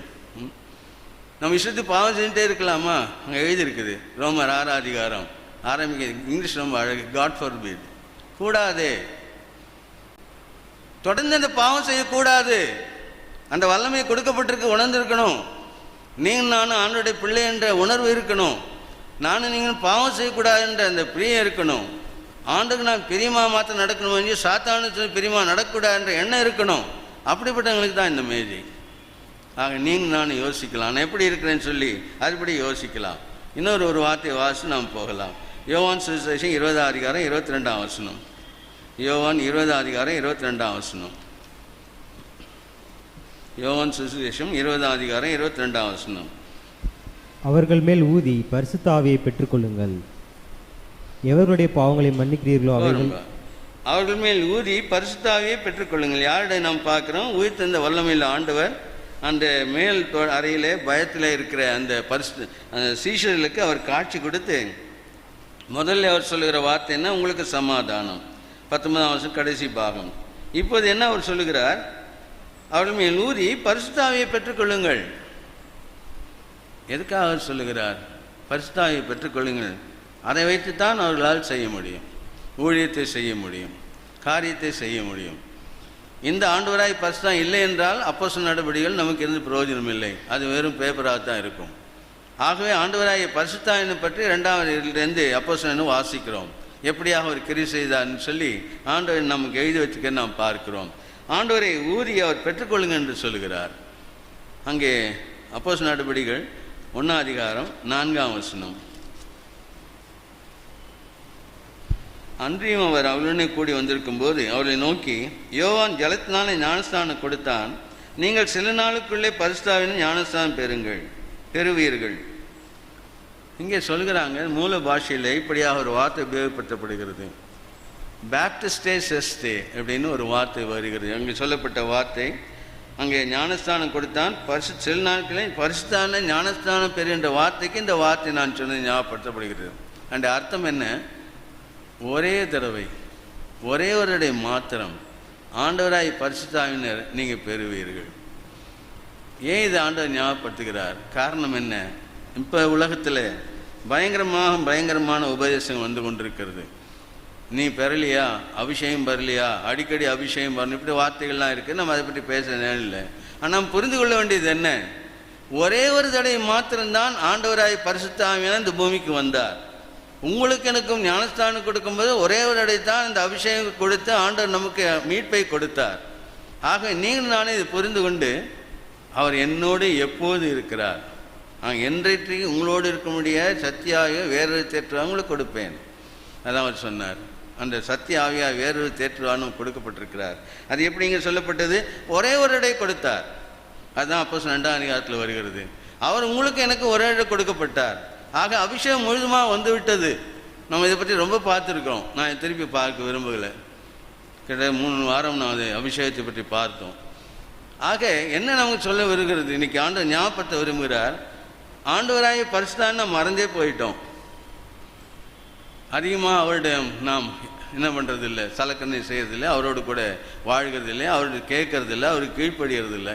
ஆக இன்றைக்கி ஆண்டவர் என்ன நமக்கு ஞாபகப்படுத்தி கொடுக்குறாரு? இதுதான் ஏதோ வரோம், இப்போ 2.5 மணி நேரம் இருந்து ஆராதனை இப்போ 1.25 மணி நேரம், 1 மணி நேரத்தில் முடியுதுன்னா ஒரே சந்தோஷம், சீக்கிரமாக போயிடுறோம். கிட்டத்தட்ட 9:15 பார்த்தீங்கன்னா யாருமே இருக்கிறது இல்லை. நான் குறையா சொல்லலை. ஆனால் ஆண்டவரோடு கூட இன்னும் அதிக நேரம் செலவழிக்கிறதுக்கு நாம் இன்னும் ஆயத்தம் ஆகணும். நிச்சயமாக அதுதான் அவசியம். நம்ம 24 மணி நேரம் மற்ற நாளில் 6 நாள்னு செய்கிறோம். 7ஆம் நாளில் ஆண்டவர் சொல்லிக்கிட்டபடியாக அவரோட உயிர்த்தெழுந்த நாளில் அவரோடு கூட ஒரு நாள் பூரா கொடுக்கணும்னு வேதம் சொல்லி கொடுக்கறது. ஆகவே நீங்களும் நானும் இன்னும் அதிகமாக, ஒருவேளை இங்கே இல்லாவிட்டாலும் வீட்டில் போயாவது நாம் குடும்பமாக ஆண்டோடு கூட, இந்த ஆண்டோடு கூட இருக்க அவசியம். ஏன்னு சொன்னால் அங்கே எழுதப்பட்டிருக்கிறது அப்போஸ்தலர் 1:8. பரிசுத்த ஆவி உங்களிடத்தில் வரும்போது நீங்கள் பலன் அடைந்து எருசலேமிலும் யூதேயா முழுவதிலும் சமாரியாவிலும் பூமியின் கடைசி பரியந்தமும் எனக்கு சாட்சிகளாயிருப்பீர்கள் என்றார். முதல் வசனமும் வார்த்தையும் 2வது வார்த்தையும் மட்டும் வாசிங்க. பரிசுத்த ஆவி உங்களோட வரும்போது எனக்கு பூமி எங்கும் கடைசி பரியந்தமும் சாட்சிகளாயிருப்பீர்கள். இதுக்கு தான் ஆண்டவர் நமக்கு கொடுக்கப்பட்டார். ஆண்டவராய் பரிசுத்தம் கொடுக்கப்பட்டார். நமக்கு தெரியும், ஆனால் செய்கிறோமா? அவரை பற்றியே மறந்துட்டோமே. அவர் ஒருத்தர் இருக்கிறார் என்பதே மறந்துட்டோமே. எனக்குள்ளே அவர் இருக்கிறான்னு சொல்லி தைரியமாக பாவம் செய்கிறோமே. இது என்ன பயங்கரம்! நானும் யோசிக்கணும், நீங்களும் யோசிக்கணும். ரொம்ப அவசியம் இது. ஆண்டவராய் பரிசுத்த வல்லமை அதிகமாக உபயோகிக்கணும். இன்றைக்கி ஆண்டவர் தான் ஞாபகம், ஏன் நான் வரப்போகிறேன், நான் சீக்கிரமாக வரப்போகிறேன். ஒருவேளை அடுத்த வருஷமே வரலாம், இல்லை இந்த வருஷமே வரலாம், நமக்கு தெரியாது. என்றைக்கு வேணா வந்துடுவார். ஆக நீங்கள் நானும் எடுத்துக்கொள்ளப்பட வேண்டும். இந்த உலகத்தில் விடப்பட்டால் பயங்கரம். இதெல்லாம் கூட நம்ம பார்த்துருக்குறோம் இல்லை? அந்திகிறிஸ்து காரியத்தை பற்றி நம்ம கொஞ்ச நாள் பார்த்தோம். அது இந்த கொரோனா காலத்தில் தான் ஆண்டவர் இப்படி ஆன்லைனில் அது பேசினு உங்களுக்கு ஞாபகம் இருக்குன்னு நம்புகிறேன். பார்த்தவங்க உங்களுக்கு தெரியும். அந்திகிறிஸ்து காலம் பயங்கரமாக இருக்க போகிறது. அந்த காலத்தில் நீங்கள் நான் இருக்கக்கூடாது. நான் அடிக்கடி சொல்கிற வார்த்தை, எனக்கு யாரும் விரோதி இல்லை. அப்படி யாராவது இருந்தால் அவளுக்கு கூட அந்த காலத்தில் இருக்கக்கூடாது. ஆண்டவர் அவங்களை எடுத்துகிட்டு போயிடணும். ஏன்னா அவ்வளோ மோசமான காலம், அந்த பயங்கரமான காலம், அந்திகிறிஸ்து காலம் வரப்போகுது. அது மகாபரிசுத்த கால உபத்திரவ காலத்தில் ரொம்ப காயமாக இருக்க போகிறது. ஆகவே நாம் யோசித்து பார்க்கலாம். ஆகவே ஆண்டவர் நமக்கு என்ன சொன்னார் இன்றைக்கி நாம் யோசித்து பார்த்து நாம் திரும்பி போகலாம். ஆண்டவருடைய மேஜையில் நாம் பங்கு கொள்ளலாம். முதலாவது ஆண்டவருடைய பிறப்பை பற்றி நாம் பார்த்தோம். அவர் பிறந்த வாரியுமே நீங்கள் நானும் பிறந்திருக்கிறோம். ஆண்டவராய் திரியேக தேவனுடைய வாழ்க்கையில் கிரியை செய்திருக்கிறார். எபேசியர் 1:13-14 படியாக நம்மை முத்திரை போட்டிருக்கிறார். பரிசுத்தாவியினால் முத்திரை போடப்பட்டு நமக்கு சொல்லப்பட்டது. அது பெரிய பாக்கியம். யாருக்கும் கிடைக்காத பாக்கியத்தை உலகத்தில் கோடானு கோடி பேர் இல்லாததுக்கு நமக்கு கொடுத்துருக்கிறார். அதுக்காக நாம் ஆண்டவரை ஸ்தோத்திரிக்கிறது மாத்திரமல்ல, அவரோடு கூட சேர்ந்து வாழ வேண்டியது அவசியம். ரெண்டாவது ஞானஸ்தானத்தை பற்றி பார்த்தோம். அது எவ்வளோ முக்கியம். பிதாவின் மகிமையினாலே ஆண்டவராய் இயேசு மருத்துவம் எழுப்பப்பட்டது போல புதியதுள்ள ஜீவனாய் நடந்து கொள்ளும்படிக்காக நமக்கு அது கொடுக்கப்பட்டது.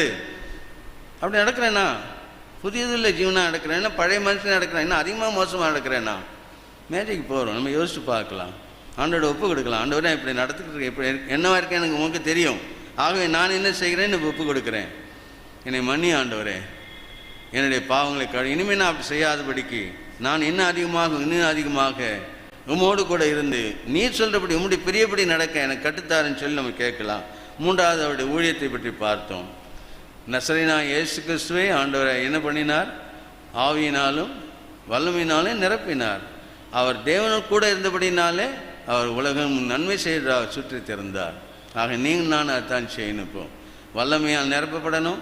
தேவன் நம்மோடு கூட இருக்க முடியாது, ஃபஸ்ட்டு வாழணும். அவர் எப்படியாக சுற்றி தெரிந்தார், அவர் நன்மை செய்தவராக அநேக பிசாசில் அகப்பட்டவரை இன்னும் ஆண்டவர் வார்த்தையில் கொண்டு வரத்தக்கதாக நீங்கள் நானும் கிரியை செய்ய வேண்டும். ஆண்டவரை பரிசுத்தானை ஞாபகப்படுத்துகிறார். கடைசியாக நம்ம பார்த்தோம், எதுக்காக ஆண்டவர் இப்படியாக ஊதி பெற்றுக்கொள்ளுன்னு சொன்னார். நீங்களும் நான் நம்ம இதில் அவருடைய வல்லமை பெற்றுக்கொண்டு பூமி எங்கும் சாட்சியாக இருக்கும்படியாக நமக்கு ஆண்டவர் கொடுத்துருக்கிறார். ஆக யோசித்து பார்க்கலாம். நான் இப்போ மேஜைக்கு போகிறோம், அங்கே பங்கெடுக்க போகிறோம். ஆகவே அதை பற்றி யோசித்தவர்களாக நம்மை நாம் ஆராய்ந்து பார்த்துகளாக பங்கு கொள்ளலாம். எப்போதும் வழக்கம் போல் இது தானே, எப்போதும் சொல்கிற வார்த்தைகள் தானே எப்படின்னு சொல்லி நம்ம போகிறதுக்கு பதிலாக நம்மை நாம் வித்தியாசமாக யோசித்து பார்ப்போமே. இன்றைக்கி ஏன் யோசித்து பார்க்கக்கூடாது? ஏன் வித்தியாசமாக நம்ம ஆராய்ந்து பார்க்கக்கூடாது? ஏன் இன்னும் அதிகமாக நம்மை நாமே பரிசுத்தப்படக்கூடாது? ஏன் ஆண்டோட வருகைக்காக நான் இன்னும் அதிகமாக நெருங்கணும்னு சொல்லி நம்மை நாமே ஆயத்தப்படுத்தக்கூடாது? அதுக்கு தான் ஆண்டு வைத்திருக்கிறார். ஆகவே நாம் ஆண்டுடைய வார்த்தையை வாசித்து நாம் இதில் பங்கு கொள்ளலாம். 1 கொரிந்தியர் 11:23 அவர் தாமே காட்டிவிட அன்று ராத்திரியில் அப்பத்தை எடுத்து ஸ்தோத்திரம் பண்ணி அதை பிட்டு, நீங்கள் வாங்கி புசியுங்கள், இது உங்களுக்காக பெற்கப்படுகிற என்ற சரீரமாக இருக்கிறது, என்னை நினைவு கொண்டு இது செய்யுங்கள் சொன்னார். போயின பண்ண பின்பு அவர் அந்தபடியே பாத்திரத்தை எடுத்து, இந்த பாத்திரம் என் இரத்தத்தினால் ஆகிய புதிய உடன்படிக்கையாக இருக்கிறது, நீங்கள் இதை பானம் பண்ணும் போதெல்லாம் என்னை நினைவு கொண்டு செய்யுங்கள் என்று சொன்னார். ஆகையால் நீங்கள் இந்த அப்பத்தை புசித்து இந்த பாத்திரத்தில் பானம் பண்ணும் போதெல்லாம் கர்த்தர் வருமானம் அவருடைய மரணத்தை தெரிவிக்கிறீர்கள். இப்படி இருக்க எவன் அபாத்திரமாய் கர்த்தருடைய அப்பத்தை புசித்து அவருடைய பாத்திரத்தை பானம் பண்ணுகிறானோ அவன் கர்த்தருடைய சரீரத்தையும் இரத்தத்தையும் குறித்து குற்றமில்லாம் இருப்பான். எந்த மனுஷனும் தன்னைத்தானே சோதித்திருந்து இந்த அப்பத்தில் புசித்து இந்த பாத்திரத்தில் பானம் பண்ண கடவன். எனத்தினானவனில் அபாத்திரமாய் போயினுமானம் பண்ணுகிறவன் கர்த்தருடைய சரீரம் இன்னென்று நிதானத்தை அறியாதனால் தனக்கு ஆக்கினை தீர்ப்பு வரும்படி போயினம் பானம் பண்ணுகிறான். ஆகவே நாம் யோசித்து பார்க்கலாம். நமக்கு முன்பாக வைக்கப்பட்டிருக்கிறது. நம்மை நாமே ஆராய்ந்து பார்த்து, நான் ஆண்டவருக்கு பிரியமாக நடக்கிறேனா? ஆண்டவரை பரிசுத்தம் சொல்படி கேட்கிறேனா? அவருக்காக வாழுகிறேனா? நான் அவருடைய வல்லமையை பெற்றுக்கொண்டு நான் கிரியை செய்கிறேனா? அவருடைய ஊழியம் போல நான் செய்து கொண்டிருக்கிறேனா? நான் இப்படியாக அநேகரை பிசாசின் வல்லமையிலே திருப்பி கொண்டு இருக்க நான் கிரியை செய்கிறேனா? இதெல்லாம் செய்ய வேண்டிய கடமைகள். இதில் செய்யாமல் இருப்போம். ஆண்டவர் மன்னிப்பு கேட்போம். ஆண்டவரே, நான் இப்படி செய்யவில்லை, இனிமேல் எனக்கு கிருபை கொடு என்று சொல்லி கேட்டு மன்னிப்பு கேட்டு இந்த பாத்திரத்தில், இந்த மேஜையிலே நாம் பாத்திராய் பங்கொள்வோம். அன்புள்ள பரலோக தகப்பனே, ஜீவாதிபதியே ஆராதிக்கிறோம். கிருபையாரும் காத்துக்கொள்ளும். எங்களை நான் ஆராய்ந்து பார்க்க எங்களுக்கு கிருபை தாரும். ஆம் ஆண்டவரே, எங்களுக்கு நீ வார்த்தைகளை சொல்கிறீர். ஆகவே தகப்பனே, நாங்கள் வார்த்தையை கேட்டு வெறுமனை கேட்டு எப்போதும் போல வழக்கம் போல கேட்டு போகாதபடிக்கு உள்ளத்திலே குத்தப்பட்டவர்களாக, அப்போஸ்தலர் 2:36 படியாக இருதயத்திலே குத்தப்பட்டவர்களாக நாங்கள் காரியங்களை செய்து தகப்பனே, இனி வரும் காலங்களிலே உமக்கு ஏற்ற பிள்ளைகளாக, பிரியப்பட்ட பிள்ளைகளாக வாழத்தக்கதாக நீர் அடியாளை கிருபை செய்து ஆசீர்வதியும். நீ செய்கிற நம்பிக்கையோடு உடைய பாதம் பணிந்தவர்களாக உம்மை நோக்கி நாங்கள் பார்க்கிறோம். ஆசீர்வதி ஆண்டவரே. ஆண்டவர் இப்போ நான் இயேசு நாமத்தில் சொத்தங்கள் எடுக்கிறோம் பிதாவே. நாம் சிறிது நேரம் நம்ம ஆராய்ந்து பார்க்கலாம், அமைதியாக ஆராய்ந்து பார்க்கலாம். ஆண்டவருக்கு பிரியமில்லாத நான் என்ன செய்திருக்கிறேன், நான் என்ன செய்ய வேண்டியது என்ன, ஆண்டவர் நமக்கு சொல்லிக் கொடுக்கட்டும். நம்மை ஆராய்ந்து பார்க்கலாம். கட்டாயம் ஆண்டவர் நமக்கு சொல்லிக் கொடுப்பார். பிதானவர், பரிசுத்த ஆவியானவர் ஆண்டவர் இயேசு இந்த ரத்தம் மூலமாக நமக்கு செய்வார். ஆகவே நாம் ஆராய்ந்து பார்த்து பார்த்துதான் இந்த மேஜையிலே பங்கொள்வோம்.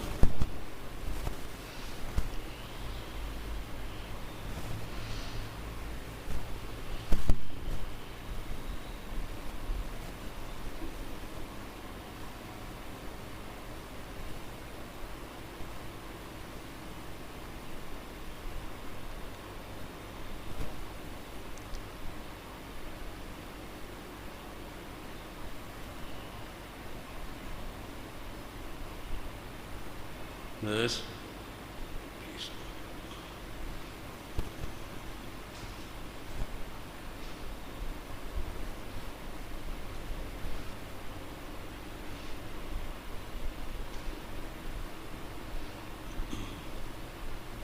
ஆயத்தமாக இருக்கிறவர்கள் தயவுசெய்து கரங்களை வைத்து காட்டுங்கள்.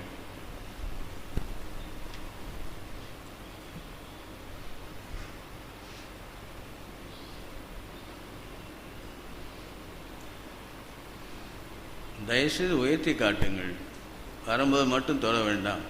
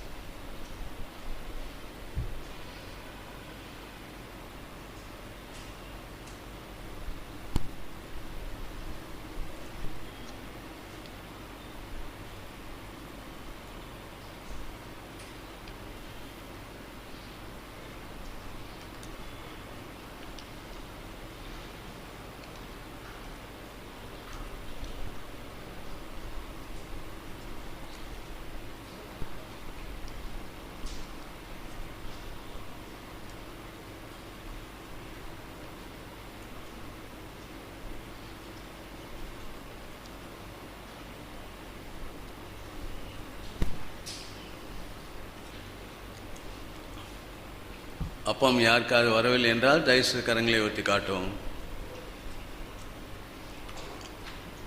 உள்ளேயாவது வெளியாவது யாருக்காவது வரவில்லை என்றால் தயவுசெய்து கரங்களை ஒத்தி காட்டுமாறு அன்புடன் கேட்டுக்கொள்கிறோம்.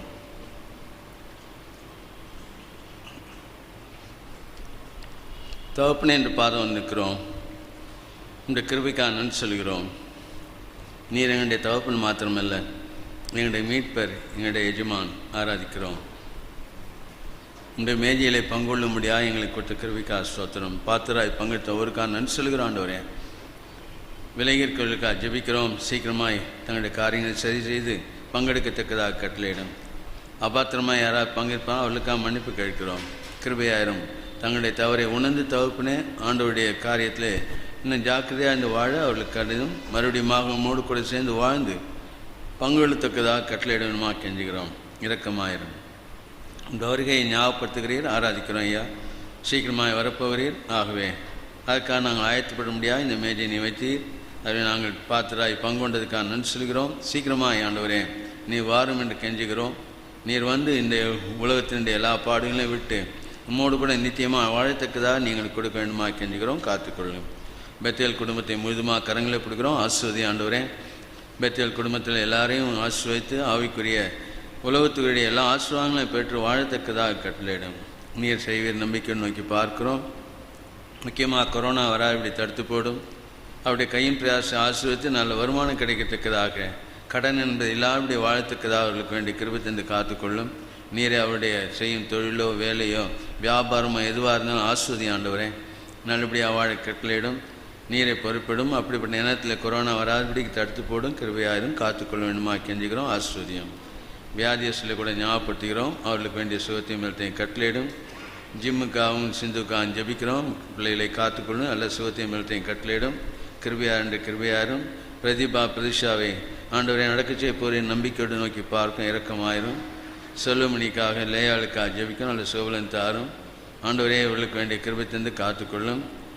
ஆண்டவரே இரக்கமாக சரி ஹெலனுக்காக ஜபிக்கிறோம். அதிகமான சுகர் இருக்கிறது, கடிந்து கொள்ள வேண்டுமா கெஞ்சுகிறோம். காத்துக்கொள்ளும். இப்படியாக யார் யார் வியாதியில் இருக்கிறார்களோ சுகவீனமாக அவர்களுக்காக ஜபிக்கிறோம். நீரை கிருபையாக இருந்தால் அவர்களுக்கு காத்து ஆசிர்வதிக்கத்தக்கதாக இறங்க வேண்டுமாய் நம்முடைய கரங்களை ஒப்புத்தலாம் நிற்கிறோம். மற்றவர்கள் கூட நல்ல சுகானம் ஆண்டவரே தேகத்தை தாரும். தவப்பினே எதிர்ப்பு சக்தி, நோய் எதிர்ப்பு சக்தியை தாரும். நல்லபடியாக வாழ்ந்து ஆண்டவரே சமாதானத்தோடு சந்தோஷத்தோடு இந்த உலகத்திலே வாழும். நீ வரும்போது எடுக்கப்படத்தக்கதாகவும் நீ ஆயத்தம் நீ வைக்க வேண்டுமா இந்த கரங்களை ஒப்பிடுக்கிறோம். காத்துக்கொள்ளும். மற்ற சபைகளையும் ஒப்பிடுக்கிறோம். ஆண்டவரே நீரை கிருபையாய் காத்து அங்கே கூட நடக்கிற ஆராதனை ஆஸ்வதியும் இரக்கமாக தேவனை நன்றி சொல்லி ஆராதிக்கிறோம். ஜோஷமாவையும் ஹெப்ரோனையும் கரங்களை ஒப்பிடுக்கிறோம். உங்களுடைய எல்லாம் மாற்றி ஆஸ்வதியும். மூத்த ஊழியக்காரர்களுக்கெல்லாம் ஜபிக்கிறோம். சோதன் தியோடருக்காக, சோதன் எடிவில்லியம்ஸ், சோதன் நெவிலுக்காக, சோதன் குருவிலாக்காக ஆண்டவரே மற்ற எல்லாரையும் ஒப்பிடுக்கிறோம். ஆண்டவரே நீ கிருபையாக இருந்து ஆசிர்வதிக்கத்தக்கதாக இறங்கும். எல்லா சபைகளையும் காத்துக்கொள்ளும். பெண்ணியலுக்கு ஒரு ஊழியக்காரர் தேவையாக இருக்குது. நீ தந்து ஆசிர்வதிக்கணுமா கெஞ்சுகிறோம். சோன் பாலுக்காக ஜபிக்கிறோம். நல்ல சுகபலன் தார் ஆண்டவரே.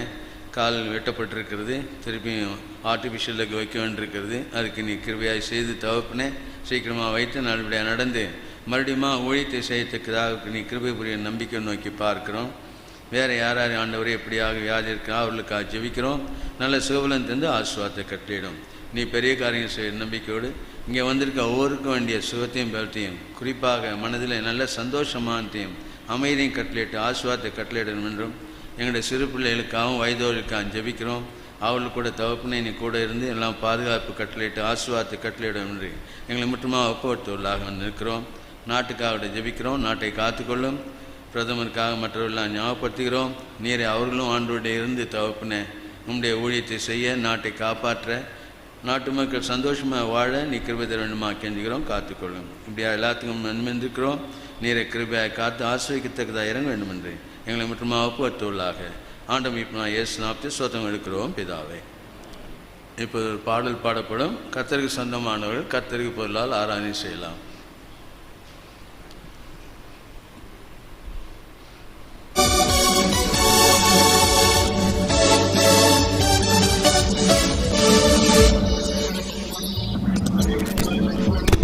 கோடி கோடி ஸ்தோத்திரம் வாழ்வழிக்கும் இயேசு ராஜாவுக்கு வாழ்நாளெல்லாம் ஸ்தோத்திரம். ஜெயம் கொடுக்கும் தேவனுக்கு கோடி கோடி ஸ்தோத்திரம். வாழ்வழிக்கும் இயேசு ராஜாவுக்கு வாழ்நாளெல்லாம் ஸ்தோத்திரம். அல்லேலூயா அல்லேலூயா பாடுவே ஆனந்த துனியா உயர்த்துவே. அல்லேலூயா அல்லேலூயா பாடுவே ஆனந்த துனியா உயர்த்துவே. ஜெயம் கொடுக்கும் தேவனுக்கு கோடி கோடி ஸ்தோத்திரம். வாழ்வழிக்கும் இயேசு ராஜாவுக்கு வாழ்நாளெல்லாம் ஸ்தோத்திரம்.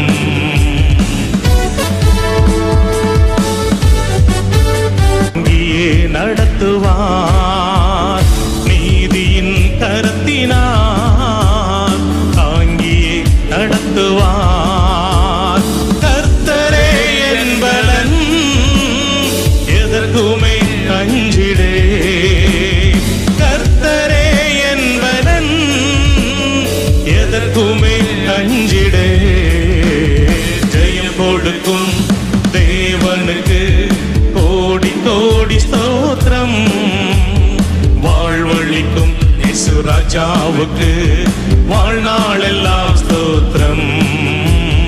ஜெயம் கொடுக்கும் தேவனுக்கு கோடி கோடி ஸ்தோத்திரம். வாழ்வழிக்கும் இயேசு ராஜாவுக்கு வாழ்நாளெல்லாம் ஸ்தோத்திரம். நம்பிக்கை தேவனே தயவுசெய்து உட்காருங்கள். இந்த சிறு அறிவிப்புகளை கவனித்துக்குமா அன்புடன் கேட்டுக்கொள்கிறோம். உங்கள் எல்லோரையும் ஆண்டவர் இயேசு நாமத்தில் அன்புடன் வரவேற்கிறோம். அடுத்த வாரம் 29ஆம் தேதி இந்த மெமோரியல் எக்ஸாம்ஸ் நடக்க இருக்கிறது, ஞாபகப்படுத்திக் கொள்ளுங்கள். எல்லாரும் பெயர் கொடுத்து நம்புகிறோம். உங்களுக்கு அப்படி ஃபார்ம்ஸ் வேண்டும் என்றால் பெத்தல் ஃபேமிலி வாட்ஸ்அப்பில் அந்த ஃபார்ம்ஸ் இருக்கிறது. அதை எடுத்து நீங்கள் பதிவு செய்து இன்றைக்குள்ளே நீ கொடுப்பீங்கன்னா நலமாக இருக்கும். ஏனென்றால் கொஸ்டின் பேப்பர்லாம் தயாரிக்க வேண்டியிருக்கிறது. ஆகவே நீங்கள் தயவுசெய்து இந்த கொடுத்ததற்கு நன்றி சொல்கிறோம். யாரால் பங்கெடுக்க விரும்புகிறார்களோ அவர்கள் இப்படியாக இன்றைக்குள்ளே அதை செய்து எங்களுக்கு அனுப்புமாறு அன்புடன் கேட்டுக்கொள்கிறோம். அதை ஞாபகப்படுத்திக் கொள்ளுங்கள். 6லேருந்து 12 ஸ்டாண்டர்ட் இருக்கிறவர்கள் தேவி மெமோரியல் எழுதுவார்கள். அது 1 சாமுவேல் 15 அதிகாரத்திலிருந்து 2 சாமுவேல் 2 அதிகாரம் வரைக்கும். 17லேருந்து 30 வயசு உள்ளவர்கள் சுந்தர்ராஜன் பேரின்பம் அந்த மெமோரியல் எழுதுகிறார்கள். அதே போல் 31-45 ஜார்ஜ் மெமோரியல் அது எழுதுகிறார்கள்.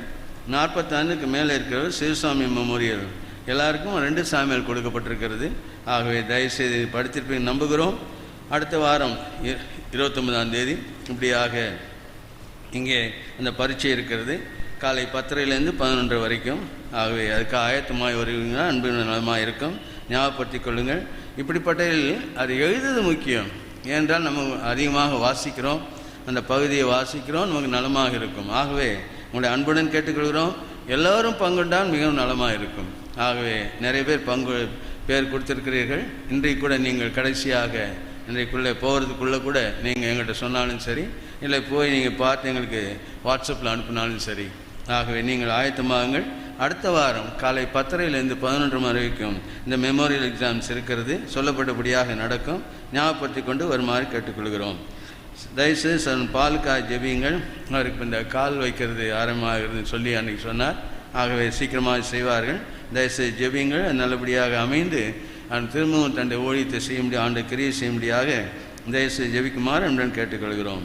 நீரே ஆண்டவரே பெரியவர் என்று அவர் சொன்னார். ஆகவே நிச்சயமாக ஆண்டவர் பெரிய காரியம் செய்து அவர் நடக்க செய்வார். மற்ற வியாதியாக இருக்குமானால் நீங்கள் தயவுசெய்து தெரிவிப்பதுனா அவர்களுக்காக ஜெபிக்க ஆசையாக இருக்கிறோம். ஜெபம் செய்வோம். அன்பின் ஆண்டவரே, மறுபடியும் ஆண்டு பாதம் நிற்கிறோம். நீ பெரியவர், உன்னதர், வாக்கு மாறாதவர். ஸ்தோத்திரம். இப்போது ஆண்டவரே, இந்த பிள்ளைகளாக ஒன்று கூடி ஆராதிக்க எங்களுக்கு கொடுத்த கிருபைக்கா ஸ்தோத்திரம். பாத்திர மேஜையில் பங்கெடுக்க கொடுத்த கிருபைக்கா ஸ்தோத்திரம். அதே போல் நீ கொடுத்த பொருள் மூலமாக தகப்பனே நமக்கு ஆராதனை செலுத்த எங்களுக்கு கொடுத்த கிருபைக்கா ஸ்தோத்திரம். கொடுத்த கரங்களை ஆசீர்வதியும். நீர் அந்த குடும்பங்களையும் ஆசீர்வதியும். நல்லபடியாக வாழ, நல்லபடியாக இருக்க ஆண்டவரே, எல்லா வாழ்க்கையும் பெற்றுக்கொண்டு அவள் சந்தோஷமாக வாழத்தக்கதாக நீ கட்டளையிடாண்டு இறக்கமாயிரும். உக்ரானத்துக்காக ஜெபிக்கிறோம். உன்னுடைய நாமத்தின் மேன்மைக்காக உபயோகப்படுத்தக்கதாக கட்டளையிட ஆண்டவரே, எல்லாம் உன்னுக்கு ஒப்பிடுகிறோம். நீரெல்லாம் ஒன்றும் செய்யக்கூடாது, ஆராதிக்கிறோம். 20 தரிசனத்தை உன்னுடைய கரங்களை ஒப்பிடுகிறோம். குடும்பங்களையும் 2 கட்டடத்தையும் கொடுக்குறேன்னு சொல்லியிருக்கிறேன். நிச்சயமாக நீ செய்வீர் ஆண்டவரே. எங்களுடைய விசுவாசம் பெரிது. அன்றைக்கு அந்த அவளுடைய பார்த்து மகளே உன்னுடைய விசுவாசம் பெரிதுன்னு சொன்னது போல் நீ எங்களுக்கு சொல்ல போகிறீர். ஆராதிக்கிறோம். நீரை செய்து ஆசீர்வதி ஆண்டவரே. எங்களுக்கு அது பெரிய பாக்கியமாக நீ கொடுக்க போகிறதுக்காக நன்றி சொல்லி ஆராதிக்கிறோம். வந்தவருக்காக மறுபடியும் நன்றி சொல்கிறோம். ஆசீர்வாதத்தோடு கூட அனுப்பு ஆண்டவரே. இந்த 6 நாட்களும் உண்மை அதிகமாக இருக்கத்தக்கதாக, குறிப்பாக செவ்வாய்க்கிழமை ஜெபத்தில் ஆண்டவரே, இந்த சபையின் ஜெபத்தில் எல்லோரும் பங்குடத்துக்கு வரத்தக்கதாகவும், புதன்கிழமையிலே சகோதரியில் வரத்தக்கதாகவும் கட்டளையிடும். சுத்தமான உபவாச ஜெபம் மற்ற எல்லாம் தொடங்கத்தக்கதாகவும், செல்ஃப் ப்ரேயர்லாம் தொடங்கத்தக்கதாகவும் கட்டளையிடும். பைபிள் ஸ்டடி தொடங்கத்தக்க கட்டளையிடும். எல்லாத்தையும் உண்மையை நம்பியிருக்கிறோம். நீ சொல்கிறபடி நாங்கள் செய்து ஆசிரியக்கப்பட கட்டளையிடும். எங்களை ஆசீர்வாதத்து கூட அனுப்பும். ஆண்டவர் இயேசு நாமத்தை சொத்தம் எடுக்கிறோம் பிதாவே. நம்முடைய ஆண்டவராக இயேசு கிருபையும் பிதாவாய் அன்பும் ஆண்டவராய் பரிசுத்த ஐக்கியமும் என்றும் என்றும் நம் மனைவி கூட இருப்பதாக. Amen. Praise the Lord, praise the Lord. பாட்டு போடுங்கப்பா.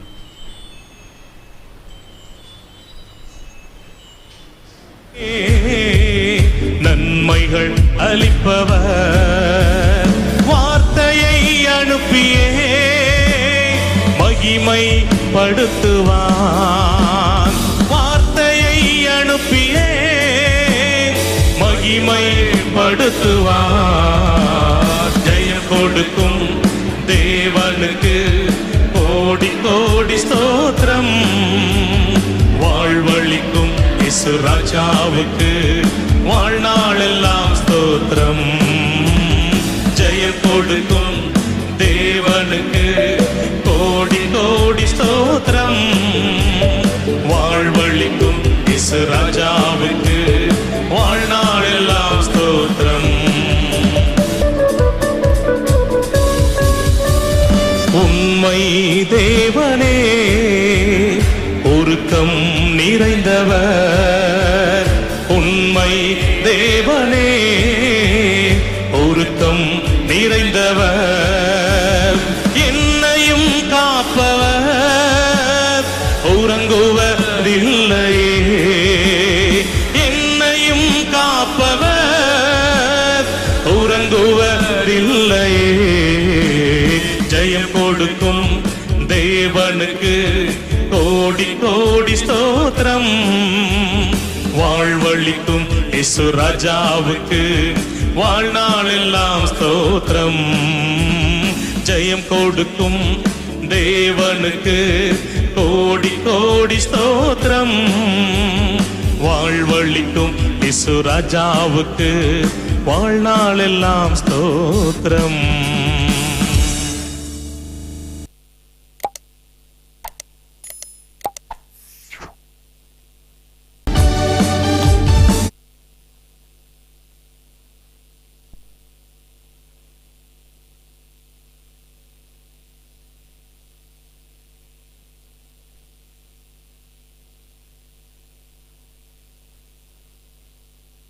வேகம் Oh yeah,